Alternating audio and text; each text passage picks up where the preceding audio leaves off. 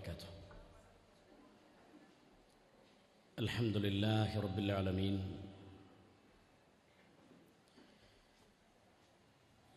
نحمدك يا من غلحت لنا سبل الهداية وأوزعت عن بصائرنا غصوة الغبايا. نصلي ونسلم على من أرسلت إلينا شاهدا ومبشرا ونذيرا وداعيا إلى الله بإذنه وهو سراجا منيرا. أعوذ بالله من الشيطان الرجيم. بسم الله الرحمن الرحيم. يا أيها الذين آمنوا اتقوا الله حق تقاته ولا تموتن إلا وأنتم مسلمون. أعوذ بالله من الشيطان الرجيم. له دعوة الحق والذين يدعون من دونه لا يستجيبون لهم بشيء إلا كباسط كفيه إلى الماء ليبلغ فاه.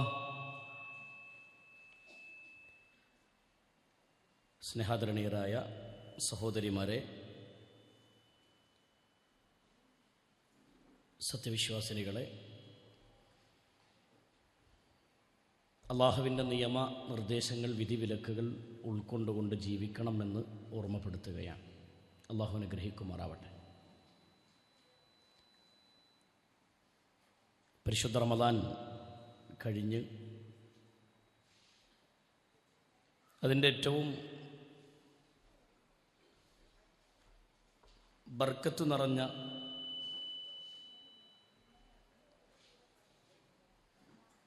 ദിനരാത്രങ്ങൾ പിന്നിട്ട് ഒരു ഈദും കഴിഞ്ഞ് വീണ്ടും വിജ്ഞാനത്തിൻ്റെ മജ്ലിസിലേക്ക് നമ്മൾ ഒരുമിച്ച് കൂടിയിരിക്കുകയാണ്. അല്ലാഹു സുബ്ഹാനഹു വ തആല ഒരു സ്വാലിഹായ കർമ്മമായി നമ്മിൽ നിന്ന് സ്വീകരിക്കുമാറാവട്ടെ. നമ്മൾ പ്രവേശിക്കുന്നത് നമ്മുടെ നോട്ട് 11ലേക്കാണ്.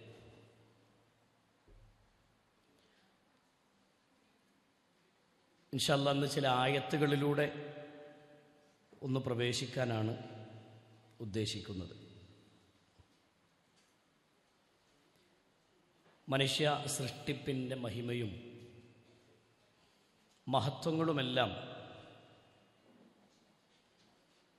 സൃഷ്ടിച്ച റബ്ബ് നമ്മളെ ബോധ്യപ്പെടുത്തുന്നുണ്ട്.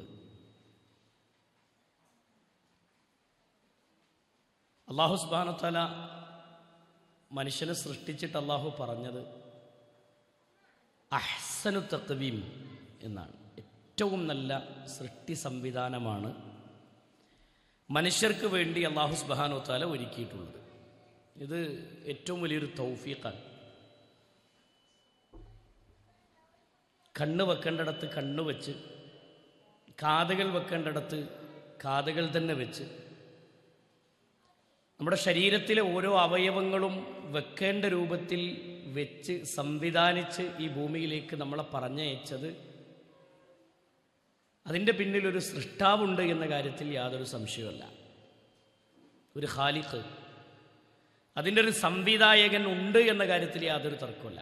നമ്മൾ എന്നെങ്കിലും ഒരു ദിവസം നമ്മുടെ ശരീരത്തിലെ അവയവങ്ങളെക്കുറിച്ച് ചിന്തിക്കാൻ നമുക്ക് കഴിഞ്ഞിട്ടുണ്ടോ എന്ന് മാത്രം ചിന്തിച്ചാൽ മതി. എൻ്റെ കണ്ണെന്താ അങ്ങനെ എന്നൊന്ന് ചിന്തിച്ചു നോക്കിയേ. ഏറ്റവും നിർണായകമായി മനുഷ്യൻ്റെ ശരീരത്തിലുള്ള അവയവങ്ങളിലെ ഏറ്റവും സുപ്രധാനമായ ഒരു അവയവമാണ് മനുഷ്യൻ്റെ കണ്ണ്. തലച്ചോറിലെ ബ്ലഡ് കൃത്യമായി പാസ് ചെയ്ത് കണ്ണിലേക്ക് അതിൻ്റെ ബ്ലഡുകൾ എത്തി കണ്ണിൻ്റെ കാഴ്ചയെ കൃത്യമായി നിലനിർത്തി തന്ന ഒരു രക്ഷിതാവുണ്ടല്ലോ, അല്ലേ? എൻ്റെ നോട്ടം ഒരു പരിധിവരെ എത്തുമെങ്കിൽ ആ പരിധിവരെ എനിക്ക് കാണാനുള്ള കഴിവ് തന്നവൻ ആരാണ്? അത് ഭൂമിലോകത്തെ ഏതെങ്കിലും ഒരു സൃഷ്ടിയാണെന്ന് നമ്മൾ ആരെങ്കിലും വാദിക്കുമോ? ഞാനും നിങ്ങളും ജീവിക്കുന്നത് പോലെ ജീവിച്ചു തീർത്ത ഒരു സൃഷ്ടികളിൽപ്പെട്ട ഒരു സൃഷ്ടിയാണ് എന്നെ ആ രൂപത്തിൽ സംവിധാനിച്ചിട്ടുള്ളത്, എൻ്റെ കണ്ണിനെ എനിക്ക് തന്നിട്ടുള്ളത്. നമ്മൾ ആരെങ്കിലും ബാധിക്കുമോ? ബാധിക്കൂല. ഒരു മതവിഭാഗത്തിൽപ്പെട്ടവരും ബാധിക്കൂല. അതിൻ്റെ പിന്നിൽ ഒരു ശക്തിയുണ്ട്. ആ ശക്തിയെ സംബന്ധിച്ചിടത്തോളം അവനെ നമുക്ക് കാണാൻ പറ്റില്ല, എന്നാൽ അവൻ്റെ അനുഗ്രഹങ്ങളെ ആസ്വദിക്കാൻ നമുക്ക് കഴിയും. അവൻ്റെ അനുഗ്രഹങ്ങളെ ഉൾക്കൊള്ളാനും സ്വീകരിക്കാനും നമുക്ക് കഴിയുമെന്നുള്ളതാണ്. പരിശുദ്ധ ഖുർആനും അല്ലാഹുവിൻ്റെ റസൂൽ സല്ലല്ലാഹു അലൈഹി വസല്ലമയും പഠിപ്പിച്ചു തന്നതാണ്. നമ്മളെ കണ്ണിങ്ങനെ അടച്ചു തുറക്കുന്നുവെങ്കിൽ ഒരു സെക്കൻഡ് തീരുമ്പോൾ നമ്മളെ കണ്ണ് ഓട്ടോമാറ്റിക് ഒന്നെന്ത് ചെയ്യും? അടഞ്ഞു തുറക്കും, അല്ലേ? അത് കണ്ണൊന്ന് അടഞ്ഞു തുറക്കണില്ലെങ്കിലുള്ള അവസ്ഥ എന്താ? എന്തിനാ അപ്പം അങ്ങനെ ഒരു സംവിധാനം അള്ളാഹു മനുഷ്യൻ്റെ ശരീരത്തിൽ അങ്ങനെ ഒരു സംവിധാനം ഉണ്ടാക്കിയത്? എന്തിനാ? കണ്ണിങ്ങനെ ഒരു സെക്കൻഡ് തീരുമ്പോൾ അങ്ങനെ ഒന്ന് അടഞ്ഞു തുറക്കാൻ മാത്രമുള്ള എന്താണ് ഇപ്പം കണ്ണിന് അങ്ങനെ ഒരു പ്രത്യേകത ഉള്ളതെന്ന് ചോദിച്ചാൽ, അത് കണ്ണിൻ്റെ കാഴ്ച ശക്തിയെ നിലനിർത്താൻ വേണ്ടിയാണ് അള്ളാഹു ഒരു സംവിധാനം ചെയ്തത്, ഒരുക്കി വെച്ചതെന്നാണ്. നമ്മളെ കണ്ണൊന്നിങ്ങനെ അടഞ്ഞു തുറക്കുമ്പോൾ, ഉറങ്ങല്ല കേട്ടോ, കണ്ണൊന്നിങ്ങനെ അടഞ്ഞു തുറക്കുമ്പോൾ കണ്ണിനൊരു നനവ് എന്ത് ചെയ്യും? സംഭവിക്കും. ആ നനവിലൂടെ നമുക്ക് കിട്ടുന്ന നമ്മുടെ കാഴ്ച ശക്തി നിലനിൽക്കുകയാണ്. ആ കണ്ണിനെ അടഞ്ഞു തുറക്കുന്ന ഒരു പദ്ധതി ഇല്ലെങ്കിലുള്ള അവസ്ഥ ഒന്ന് ആലോചിച്ച് നോക്കി. നമ്മളൊരു കോഴിത്തുങ്കലും വെള്ളം എടുത്തിട്ട് ഇങ്ങനെ തുടച്ച് കിടക്കേണ്ടി വരും. ഒരു ഗ്ലാസ്സിൽ എല്ലാവരുടെ കയ്യിലൊരു ഗ്ലാസും കോഴിത്തുങ്കലും. ചിന്തിക്കാൻ പറ്റുന്നുണ്ടോ? പറ്റണില്ല. പക്ഷെ അത് പ്രകൃതിയാൽ ഒരുക്കി തന്ന റബ്ബ്, അവൻ എത്ര അനുഗ്രഹീതനാണ്. നമ്മുടെ തലച്ചോറ്, മനുഷ്യൻ്റെ തലച്ചോറ് മാത്രം എടുത്ത് പരിശോധിച്ച് നോക്കി നിങ്ങൾ. 1000 ചില്ലാനം കിലോമീറ്റർ ദൂരം തലച്ചോറിൻ്റെ ഉള്ളിൽ മാത്രം സംവിധാനിച്ചിട്ടുള്ള ഞരമ്പുകളുടെ നീളം എത്ര? 1000 ചില്ലാനം കിലോമീറ്റർ ദൂരം ഇങ്ങനെ നീട്ടിപ്പിടിച്ചാൽ നമ്മളെ തലച്ചോറിൻ്റെ ഉള്ളിലുള്ള ഞരമ്പിന് മാത്രമുള്ള നീളാണ് പറഞ്ഞത്. ശരീരത്തിലെ മുഴുവൻ ഞരമ്പുകളെ കുറിച്ചല്ല പറയണത്. തലച്ചോറിൻ്റെ ഉള്ളിലുള്ള, തലച്ചോറിൽ സംവിധാനിച്ചിട്ടുള്ള ഞരമ്പിൻ്റെ വലിപ്പം മാത്രം അത്രയാണെങ്കിൽ ആ ഞരമ്പുകളെ കൃത്യമായി ഇത്തിരി പോകുന്ന ഒരു പിന്നെ 1/2 കിലോൻ്റെ താഴെ വരുന്ന, അല്ലെങ്കിൽ അത്രയും നിസ്സാരമായി നിൽക്കുന്ന ഒരു പിന്നെ തലച്ചോറിലേക്ക് അല്ലാഹു സുബ്ഹാനഹു വ തആല കൃത്യമായി അതിനെ സംവിധാനിച്ച് ഒരുക്കി എല്ലാ അർത്ഥത്തിലും അതിൻ്റെ ഉള്ളിൽ അതിനെ ചുരുക്കി വെച്ചിട്ടുണ്ടെങ്കിൽ ആ റബ്ബ് നിസ്സാരക്കാരനാണോ? അല്ല. ഞാനും നിങ്ങളും സ്വയം നമ്മളോട് ചോദിക്കണം, ഞാൻ എവിടെയായിരുന്നു? ഞാൻ എങ്ങനെയാണ് ഇവിടെ ജനിച്ചു വീണത്? എൻ്റെ ജനനത്തിൽ ആർക്കാണ് എൻ്റെ ജനനം? ഞാൻ ഈ ഭൂമിയിലേക്ക് ജനിച്ചു വീഴാൻ എൻ്റെ ഉമ്മയുടെ ഗർഭപാത്രത്തിൽ എന്നെ സംവിധാനിച്ചവൻ ആരാണ് എന്നൊരു സ്വയം വിചാരണ നമ്മൾ എന്തെങ്കിലും നമ്മളെ മനസ്സിനോട് ചോദിച്ചിട്ടുണ്ടോ? വെള്ളം കിട്ടുന്നുണ്ട്, കുടിക്കുന്നുണ്ട്, ഭക്ഷണം കിട്ടുന്നുണ്ട്, കഴിക്കുന്നുണ്ട്, വായുണ്ട്, അത് ശ്വസിച്ച് ജീവിക്കുന്നുണ്ട്. അള്ള തന്ന മുഴുവൻ അനുഗ്രഹങ്ങളെയും ആസ്വദിച്ച് നമ്മൾ ജീവിക്കുന്നുണ്ട്. പക്ഷെ ആ ജീവിത സഞ്ചാരത്തിനിടയിൽ അള്ളാഹു തന്നിട്ടുള്ള ഈ നിഅമത്തുകളെ കുറിച്ചൊരു സെക്കൻഡ് പോലും ചിന്തിക്കാൻ നമ്മളെ കൊണ്ട് പറ്റണില്ല എന്നുള്ളതാണ്. ഒരു സെക്കൻഡ് പോലും നമ്മൾ അതിനെക്കുറിച്ച് ആലോചിക്കണില്ല എന്നുള്ളതാണ് അത്ഭുതം. നമ്മുടെ മൂത്രസഞ്ചിയില്ലേ, നമ്മൾ കുടിക്കുന്ന വെള്ളം, അതിൻ്റെ വേസ്റ്റ്, അതെ, ആ വെള്ളത്തിൻ്റെ അംശങ്ങളതാ മൂത്രസഞ്ചിയിലേക്ക് ഇങ്ങനെ ഒറ്റി ഒറ്റി ഒറ്റി ഒറ്റി വീണ് അത് നിറയും, അല്ലേ? നിറയുമ്പോൾ മൂത്രസഞ്ചി നിറഞ്ഞു എന്നൊരു മെസ്സേജ് നമ്മുടെ തലയിലേക്ക് എത്തും. എനിക്ക് മൂത്രമൊഴിക്കാൻ സമയമായി എന്നാണ്. മനസ്സിലായോ? മൂത്രമൊഴിക്കാൻ സമയമായി എന്നൊരു മെസ്സേജ് തലയിലേക്ക് പാസ്സാകുന്നുണ്ടെങ്കിൽ ആ തലയിലേക്ക് തരുന്ന മെസ്സേജിനെ നമ്മുടെ ശരീരത്തിൽ ഘടിപ്പിച്ചവനാരാണ്? അതിൽ ഏതെങ്കിലും ഒരു പിന്നെ വ്യക്തിക്ക് പങ്കുണ്ടോ? ഭൂമിയിൽ ഏതെങ്കിലും ഒരു വ്യക്തിക്ക് പങ്കുണ്ടോ? ഇല്ല. ഒരു വ്യക്തിക്കും അതിൽ പങ്കില്ല. ആ മൂത്രസഞ്ചിയിൽ മൂത്രം നിറയാതെ, മൂത്രം പുറത്തേക്ക് വരാതെ നിന്നാൽ, അല്ലെ, മൂത്രക്കല്ല് നിറയില്ല, നമ്മൾ ഒന്ന് തടഞ്ഞു നിന്ന് കഴിഞ്ഞാൽ കഴിഞ്ഞു. ശക്തമായ വേദനയായി, പ്രയാസങ്ങളായി, ബുദ്ധിമുട്ടുകളായി. ആലോചിച്ചു നിങ്ങൾ, കിഡ്നി കൃത്യമായി ചലിച്ച് സഞ്ചരിച്ച് കിഡ്നിയിൽ നിന്ന് വെള്ളം, അതേ ശരീരത്തിനാവശ്യമായ വെള്ളം ശരീരത്തിന് കൊടുത്തിട്ട് ബാക്കിയുള്ളത് കിഡ്നി പുറന്തള്ളുകയാണ്, മൂത്രത്തിലൂടെ പുറത്തേക്ക് വരുന്നതെങ്കിൽ ആ കിഡ്നി പ്രവർത്തിക്കുന്ന പ്രവർത്തനം ഒന്ന് നിലച്ചാൽ, നമ്മുടെ ക്രിയാറ്റിൻ്റെ അളവിൽ ഒരു ചെറിയ മാറ്റം സംഭവിച്ചു കഴിഞ്ഞാൽ എന്ത് സംഭവിക്കും? നിങ്ങളെ കിഡ്നി പോയി എന്ന് പറയും. പിന്നെന്താ സംഭവിക്കുക? പിന്നെ സംഭവിക്കഴിഞ്ഞ് ഡയാലിസിസ് ആണ് അടുത്ത ലക്ഷ്യം. ഇനി നിങ്ങൾക്ക് മുന്നോട്ട് പോകണമെങ്കിൽ ഡയാലിസിസ് ചെയ്യണം എന്നാണ് ഡോക്ടർ വിധിക്കുക. ആ ഡയാലിസിസ് സംവിധാനത്തിലൂടെ പിന്നെ സംഭവിക്കണത് എന്താ? ഒരു മനുഷ്യന്റെ ശരീരത്തിലെ മൂത്രം ശുദ്ധീകരിക്കാൻ, അവൻ്റെ ശരീരത്തിലെ വെള്ളവും നീരും ശുദ്ധീകരിക്കാൻ വേണ്ടി അവൻ്റെ കിഡ്നി എടുക്കുന്ന പണി ഇനി മിഷനറി ചെയ്യണം, ഇനി മെഷീന് ചെയ്യണം. നമ്മളെ ശരീരം ഇങ്ങനെ നീട്ടിക്കിടത്തി 4 മണിക്കൂർ ചലിക്കാതെ കിടക്കണം എന്നാണ്. 4 മണിക്കൂർ അനങ്ങാതെ കിടക്കണം. ശരീരത്തിൽ ഘടിപ്പിച്ചിട്ടുള്ള ഡയാലിസിന് വേണ്ടി കയ്യിലോ കഴുത്തിലോ തുടയുടെ ഭാഗത്തോ ഘടിപ്പിച്ചിട്ടുള്ള ആ മെഷീനിലൂടെ നമ്മുടെ ശരീരത്തിൽ നിന്നൊരു ഒരു വള്ളി, ഒരു വയറ് പിന്നെ മെഷീനിലേക്ക് ഘടിപ്പിച്ച് അതിലൂടെ രക്തം ഇങ്ങനെ മെഷീനിലേക്ക് പമ്പ് ചെയ്ത് ആ രക്തം ഇങ്ങനെ ശുദ്ധീകരിച്ച് നമ്മുടെ ശരീരത്തിലേക്ക് തന്നെ മറ്റൊരു വഴിയിലൂടെ ശരീരത്തിലേക്ക് കയറുന്നുവെങ്കിൽ ഇതിനെയാണ് ഡയാലിസ് സംവിധാനം എന്ന് നമ്മൾ പറയുന്നതെങ്കിൽ, ഇത് കിഡ്നി എടുത്ത പണിയാണ് ഇപ്പോൾ ആ മെഷീന് ചെയ്തുകൊണ്ടിരിക്കണേ. ആ കിഡ്നി ഈ പണിയെടുക്കുന്ന കാലത്ത് നമുക്കിതൊന്നും അറിഞ്ഞിരുന്നോ? ഇല്ല. ഓട്ടോമാറ്റിക് അതങ്ങനെ നടന്നുകൊണ്ടിരിക്കാൻ, അതിൻ്റെ പ്രവർത്തനങ്ങൾ അത് കൃത്യമായി ചലിപ്പിച്ചുകൊണ്ടിരിക്കാൻ, ആ ചലന സംവിധാനത്തെ നമ്മുടെ ശരീരത്തിൽ ഘടിപ്പിച്ചവനാരാ? ആരാ ഘടിപ്പിച്ചത്? അതിൻ്റെ പിന്നിലൊരു രക്ഷിതാവുണ്ടെന്നുള്ള കാര്യത്തിൽ യാതൊരു സംശയമല്ല. നമ്മൾ ഉറപ്പിച്ചു പറയും, നമ്മുടെ ശരീരത്തിൽ ആ ഒരു സംവിധാനം തന്നത് മുഹമ്മദ് നബി അല്ല. ആണോ? ആണെന്ന് ആർക്കെങ്കിലും അഭിപ്രായം ഉണ്ടോ? ഇല്ല. അത് മുഹയ്യദ്ദീൻ ഷെയ്ഖ് അല്ല എന്നുള്ള കാര്യത്തിൽ യാതൊരു തർക്കമല്ല. കാരണം മുഹയ്യദ്ദീൻ ഷെയ്ഖ് മഹാനായ ഒരു വ്യക്തിത്വമാണ്, ഒരു മഹൽ വ്യക്തിത്വമാണ്, ഒരു മനുഷ്യനാണ് മുഹയ്യദ്ദീൻ ഷെയ്ഖ് റഹ്മത്തുള്ളാഹി അലൈഹി. ബദരീങ്ങളാണോ? അല്ല. ശുഹദാക്കളാണോ? അല്ല. ഈസാ നബിയാണോ? യേശുക്രിസ്തുവാണോ? അല്ല. ശ്രീകൃഷ്ണനാണോ? അല്ല.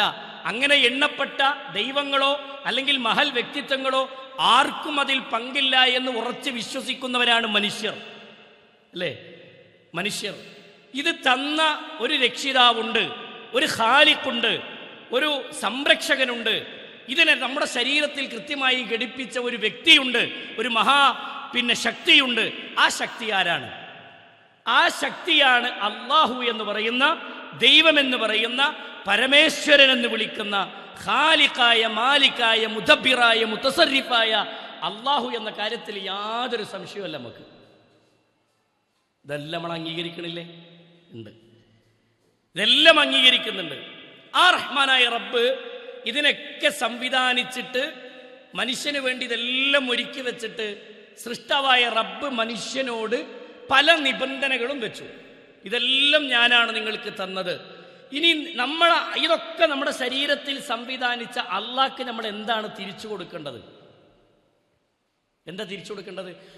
ഒരു ദിവസത്തിലെ 1 മണിക്കൂർ ഒരു ഹോസ്പിറ്റലിൽ ചെന്ന് ഓക്സിജൻ സിലിണ്ടർ നമ്മൾ യൂസ് ചെയ്താൽ, ഉപയോഗിച്ചാൽ, ശ്വാസത്തിന് തടസ്സം വന്നാൽ, ഓക്സിജന്റെ ലെവലൊന്ന് കുറഞ്ഞു കണ്ടാൽ ആ 94-ൽ നിന്ന് 80-ലേക്ക്, 70-ലേക്ക്, 60-ലേക്ക്, 50-ലേക്ക് ഓക്സിജൻ സിലിണ്ടറിൻ്റെ ഓക്സിജന്റെ അളവ് എങ്ങനെ ഇറങ്ങിക്കഴിഞ്ഞാൽ നമ്മുടെ മുഖത്തൊരു മാസ്ക് കൊടുന്ന് ഘടിപ്പിച്ച് ഓക്സിജൻ സിലിണ്ടറിലേക്ക് കുത്തി 1 മണിക്കൂർ ഉപയോഗിച്ചാൽ നമ്മുടെ മുന്നിലേക്ക് വരുന്ന ബില്ല് എത്രയായിരിക്കും? 5000-ഉം 10,000-ഉം 50,000-ഉം ഉപയോഗിക്കുന്നതിനനുസരിച്ച് അതിൻ്റെ ബില്ലിങ്ങനെ കൂടൂലേ? ഇതൊന്നുമില്ലാതെ നമ്മൾ വായു ശ്വസിച്ചിട്ടില്ലേ? ഉണ്ട്. അള്ളാഹ് നമ്മളോട് ബില്ല് ചോദിച്ചോ? ഇല്ല. അള്ളാഹു നമ്മളോട് ബില്ല് ചോദിച്ചിട്ടില്ല. അന്നം നൽകിയതാരാ? അള്ളാണ്. അള്ളാഹ് നമ്മളോട് എന്തെങ്കിലും നിങ്ങൾ തിന്നുന്ന ഭക്ഷണത്തിന് എനിക്ക് പൈസ തരണമെന്ന് പടച്ചോൻ പറഞ്ഞിട്ടില്ല. പിന്നെ റബ്ബെന്താ നമ്മളോട് ചോദിച്ചത്? നിങ്ങൾ എന്നെ ആരാധിക്കണം. അതേ അള്ളാഹ് ചോദിച്ചിട്ടുള്ളൂ.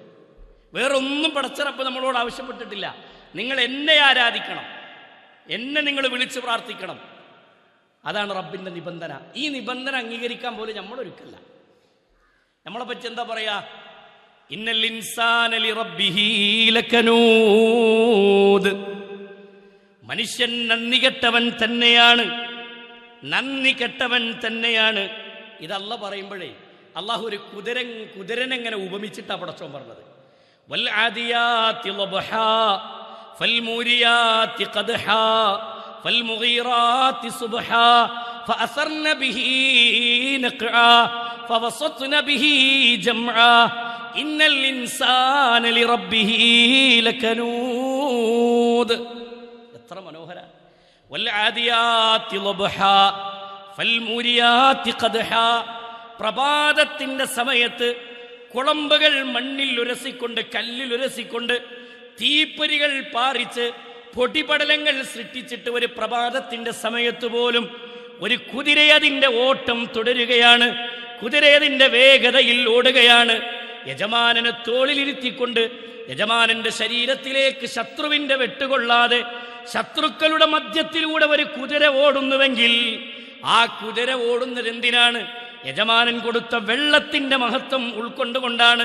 യജമാനൻ തിന്നാൻ കൊടുത്ത മുതിരയുടെ മഹത്വം ഉൾക്കൊണ്ടുകൊണ്ടാണ്. യജമാനൻ കൊടുത്ത ഭക്ഷണം, അതിനുള്ള നന്ദിയാണ് ആ കുതിര കാണിക്കുന്നത്. ആ കുതിര കാണിക്കുന്ന നന്ദി ഒരു യജമാനന്റെ ശരീരത്തിൽ വെട്ടുകൊള്ളാതെ ഈ പ്രഭാതത്തിന്റെ സമയത്ത് പോലും ശത്രുസംഘത്തിന്റെ നടുവിലൂടെ ഒരു കുതിര ഓടുന്നുവെങ്കിൽ ആ കുതിര കാണിക്കുന്ന നന്ദി പോലും മനുഷ്യൻ കാണിക്കുന്നില്ല. ഇന്നൽ ഇൻസാന ലിറബ്ബിഹി ലകനൂദ്. മനുഷ്യൻ അവന്റെ രക്ഷിതാവിനോട് നന്ദി കെട്ടവൻ തന്നെയാണ്. ലകനൂദ്, നന്ദി കെട്ടവൻ തന്നെയാണ്. എത്ര മനോഹരമായിട്ടാ പടച്ചോൻ ഒരു ഉപമയിലൂടെ ഈ സംഭവം നമുക്ക് എന്നോട് പഠിപ്പിച്ചു തരാം. ഒരു ഉദാഹരണത്തിലൂടെയല്ല ഈ സംവിധാനത്തെ നമുക്ക് പഠിപ്പിച്ചു തന്നു. ആ നന്ദികേടാണ് നമ്മൾ അള്ളാഹുവിനോട് കാണിക്കുന്നത്. സൃഷ്ടാവായ റബ്ബ് മനുഷ്യനോട് പഠിപ്പിച്ച വാചകം മഹാനായ നുഅ്മാൻ ഇബ്നു ബശീർ റളിയല്ലാഹു അൻഹുവിൽ നിന്ന് നിവേദനം ചെയ്യുന്ന ഹദീസിൽ കാണാം. നുഅ്മാൻ ഇബ്നു ബശീർ റളിയല്ലാഹു അൻഹു പറയുകയാണ്, ഖാല, അല്ലാഹുവിന്റെ റസൂൽ സല്ലല്ലാഹു അലൈഹി വസല്ലമ പറഞ്ഞു, അല്ലാഹുവിന്റെ റസൂൽ സല്ലല്ലാഹു അലൈഹി വസല്ലമ പറഞ്ഞു, അദ്ദുആ ഹുവൽ ഇബാദ. ദുആ എന്നുള്ളത്, പ്രാർത്ഥന എന്നുള്ളത് ആരാധനയാണ്. ആരാധനയാകുന്ന പ്രാർത്ഥന, അദ്ദുആ ഹുവൽ ഇബാദ, പ്രാർത്ഥന അത് തന്നെയാണ് ആരാധന. സുമ്മ ഖറഅ, എന്നിട്ട് റസൂലുള്ളാഹി സ്വല്ലല്ലാഹു അലൈഹി വസല്ലമ പരിശുദ്ധ ഖുർആനിലെ ആയത്തോതി, വഖാല റബ്ബുക്കും, നിങ്ങളുടെ റബ്ബ് പറഞ്ഞിരിക്കുന്നു, ഉദ്ഉനി, നിങ്ങൾ എന്നോട് പ്രാർത്ഥിക്കണേ, എന്നോട് നിങ്ങൾ ദുആ ചെയ്യണേ, അസ്തജിബ് ലക്കും, ഞാൻ നിങ്ങൾക്ക് ഉത്തരം നൽകാം. പടച്ചോൻ പറയാണ്, നിങ്ങളുടെ പ്രശ്നങ്ങൾ നിങ്ങൾ എന്നോട് പറഞ്ഞോ, നിങ്ങളുടെ വിഷമങ്ങൾ നിങ്ങൾ എന്നോട് പറഞ്ഞോ, ഉദ്ഉനി, നിങ്ങൾ എന്നോട് ദുആ ചെയ്താൽ, അസ്തജിബ് ലക്കും, ഞാൻ നിങ്ങൾക്ക് ഉത്തരം നൽകാം. ഇന്നല്ലദീന യസ്തക്ബിറൂന അൻ ഇബാദതി സയദ്ഖുലൂന ജഹന്നമ ദാഖിരീൻ. റബ്ബിനോട് പ്രാർത്ഥിക്കുന്നതിൽ നമുക്ക് ഈ അവയവങ്ങളും സംവിധാനങ്ങളൊക്കെ ഒരുക്കി തന്ന അള്ളാഹുവിനോട് ദുആ ചെയ്യുന്നതിൽ ആരാണോ വഞ്ചന കാണിക്കുന്നത്, അല്ലെങ്കിൽ മടി കാണിക്കുന്നത്, അലസരായി മാറുന്നത്, അഹങ്കരിച്ച് പിന്മാറുന്നവരാരാണോ, സയദ്ഖുലൂന ജഹന്നമ ദാഖിരീൻ, അവർ അല്ലാഹുവിന്റെ കോടതിയിൽ ശിക്ഷ നിന്ദ്യരായിക്കൊണ്ട് ശിക്ഷിക്കപ്പെടുക തന്നെ ചെയ്യും. എന്താ പറഞ്ഞേ? പ്രാർത്ഥന അത് തന്നെയാണ് ആരാധന. ആ ആരാധന അള്ളാഹ്ക്ക് മാത്രം സമർപ്പിക്കാനുള്ളതാണ്. ആ റഹ്മാനായ റബ്ബ് പറഞ്ഞു, നിങ്ങൾ എന്നോട് ദുആ ചെയ്തോളൂ, ഞാൻ നിങ്ങൾക്ക് ഉത്തരം നൽകാം. അള്ളാഹുവിനോട് പ്രാർത്ഥിക്കുന്നതിൽ അഹങ്കരിച്ച് പിന്മാറുന്നവരെ അള്ളാഹു പിടികൂടും. മനസ്സിലായോ? അപ്പൊ അള്ളാഹു സുബ്ഹാനഹു വ തആല പഠിപ്പിച്ചു, റബ്ബിനോടാണ് നിങ്ങൾ പ്രാർത്ഥിക്കേണ്ടത്. അള്ളാഹുവിനോട് പ്രാർത്ഥിക്കുക എന്ന് പരിശുദ്ധ ഖുർആനിലൂടെ അള്ളാഹു വ്യക്തമായി പഠിപ്പിച്ചു. നമ്മുടെ നാട്ടിൽ റബ്ബല്ലാത്തവരോട് പ്രാർത്ഥിക്കുന്ന ഒട്ടനവധി വിശ്വാസ സംഹിതകളെ, അല്ലെങ്കിൽ വിശ്വാസം സ്വീകരിച്ച ആളുകളുണ്ട്. വിശ്വാസം സ്വീകരിച്ച ആളുകളുണ്ട്. ഇപ്പം നമ്മുടെ നാടുകളിൽ അള്ളാഹു അല്ലാത്തവരോട് ദുആ ചെയ്ത, റസൂലുള്ളാഹിന്റെ കാലത്ത് ലാത്തയോട് പ്രാർത്ഥിച്ചവരുണ്ടായിരുന്നു, ഉസ്സയോട് പ്രാർത്ഥിച്ചവരുണ്ടായിരുന്നു, മനാത്തയോട് പ്രാർത്ഥിച്ചവരുണ്ടായിരുന്നു. ലാത്ത ഒരു സ്വാലിഹായ മനുഷ്യനാണ്. ലാത്ത റസൂലുള്ളാഹിന്റെ കാലഘട്ടത്തിൽ മക്കയിലെ മുശ്രിക്കുകളായ ബഹുദൈവ വിശ്വാസികളായ ആളുകൾ പ്രാർത്ഥിച്ചിരുന്ന, അവർ വിളിച്ചു തേടിയിരുന്ന ലാത്ത എന്ന വ്യക്തി ഒരു മഹാനായ വ്യക്തിത്വമായിരുന്നു, ഒരു സ്വാലിഹായ വ്യക്തിയായിരുന്നു. എന്നാൽ ഹുസ്സ എന്ന് പറയുന്ന വ്യക്തി മക്കയും ത്വായിഫിന്റെയും ഇടയിൽ ഉള്ള ആളുകളുടെ ഒരു വിഗ്രഹമാണ് ഉസ്സ. ഒരു കാലത്ത് ജീവിച്ചു പോയൊരു മനുഷ്യൻ, അയാളാണ് ഉസ്സ എന്ന് പറയുന്ന വ്യക്തി. അതേപോലെ തന്നെ പിന്നെ മനാത്ത എന്ന് പറയുന്നത് മക്കയുടെയും മദീനയുടെയും ഇടയിലുള്ള ഒരു മരമാകുന്നു എന്ന് വിശദീകരിക്കുന്ന സംവിധാനമുണ്ട്. അതായത് ദിവ്യത്വം കൽപ്പിച്ച് ഒരു മരത്തിന് പ്രാധാന്യം നൽകി ജീവിക്കുന്ന ആളുകൾ, ഇങ്ങനെയൊക്കെ നമുക്ക് ചരിത്രത്തിൽ നമുക്ക് കാണാൻ പറ്റും. അതിനോടൊക്കെ വിളിച്ച് പ്രാർത്ഥിച്ചിരുന്നൊരു കൗമ് മുമ്പ് കഴിഞ്ഞു പോയിട്ടുണ്ട്. ഈ പറയപ്പെട്ട മഹാന്മാരോടും അതേപോലെ തന്നെ വിഗ്രഹത്തിനോടും നിർത്തിവെക്കപ്പെട്ട മരത്തിനോടുമൊക്കെ പ്രാർത്ഥിച്ചിരുന്ന ആളുകൾ, അവരോട് അല്ലാഹു സുബ്ഹാനഹു വ തആല വിധി നിശ്ചയിക്കുന്നതും അവരോട് റബ്ബ് പഠിപ്പിക്കുന്നതും ഇന്ന വചനങ്ങളാണ്. പരിശുദ്ധ ഖുർആനിലെ സൂറത്തുൽ ഗാഫിറിലെ 60-ാമത്തെ ആയത്ത്. ഇത് ആ കാലഘട്ടത്തിലുള്ള ആളുകൾക്ക് മാത്രമുള്ളതല്ല, ഞമ്മക്കും കൂടിയുള്ള തെളിവാണ്, നമുക്ക് കൂടെയുള്ള തെളിവാണ്. വഖാല റബ്ബുക്കും, നിങ്ങളുടെ റബ്ബ് പറഞ്ഞിരിക്കുന്നു, ഉദ്ഉനി അസ്തജിബ് ലക്കും ഇന്നല്ലദീന യസ്തക്ബിറൂന അൻ ഇബാദതി സയദ്ഖുലൂന ജഹന്നമ ദാഖിരീൻ. നമ്മൾ നേരത്തെ വിശദീകരിച്ച ആയത്താണ്.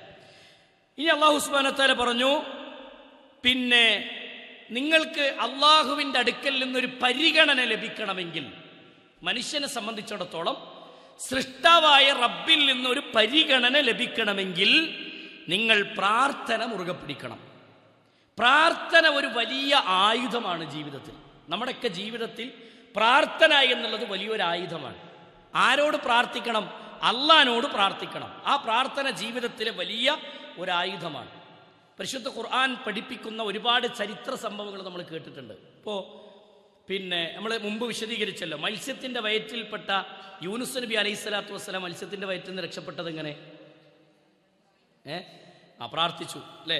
ലാ ഇലാഹ ഇല്ലാ അൻത സുബ്ഹാനക ഇന്നി കുന്തു മിനൽ ളാലിമീൻ. പ്രാർത്ഥിച്ചു. മത്സ്യം അദ്ദേഹത്തെ തുപ്പിനാൻ ചരിത്രത്തിൽ നമുക്ക് കാണാൻ പറ്റും. പരിശുദ്ധ ഖുർആൻ ആ സംഭവത്തെ വിശദീകരിക്കുന്നുണ്ട്. 3 ആളുകൾ ഗുഹയിൽ ചെന്നകപ്പെട്ടു. ആ ഗുഹയിൽ നിന്ന് അവർ പുറത്തേക്ക് വന്നത് എങ്ങനെയാണ്? അവരുടെ പ്രാർത്ഥനയാണ്. 3-ാമത്തെ വ്യക്തിയുടെ പ്രാർത്ഥന തീരുമ്പോൾ കല്ല്, ഗുഹാമുഖത്ത് വന്ന് അടഞ്ഞ കല്ല് പരിപൂർണമായി നീങ്ങിപ്പോകുന്നു എന്ന് ചരിത്രത്തിൽ നമുക്ക് കാണാൻ പറ്റും. അവർ കൈ കൊണ്ട് തള്ളിയാൽ ആ കല്ല് ഉരുണ്ടുപോകൂല, അത്ര വലിയ കല്ലാണ് ഗുഹയുടെ മുഖത്ത് വന്നടഞ്ഞത്, ആ ഗുഹയുടെ കവാടങ്ങളിൽ വന്നടഞ്ഞത്. പക്ഷേ ആ ഗുഹാമുഖത്ത് നിന്ന് ആ കല്ല് മാറുന്നത് പ്രാർത്ഥനയാണ് കാരണം എന്ന് കാണാം. ബദറിന്റെ ഭൂമിയിൽ അള്ളാഹു മലക്കുകളെ ഇറക്കിയിട്ട് ബദറിൽ അള്ളാഹു നിങ്ങളെ സഹായിച്ചു എന്ന് അള്ളാഹു പറഞ്ഞു. എന്തേ കാരണം?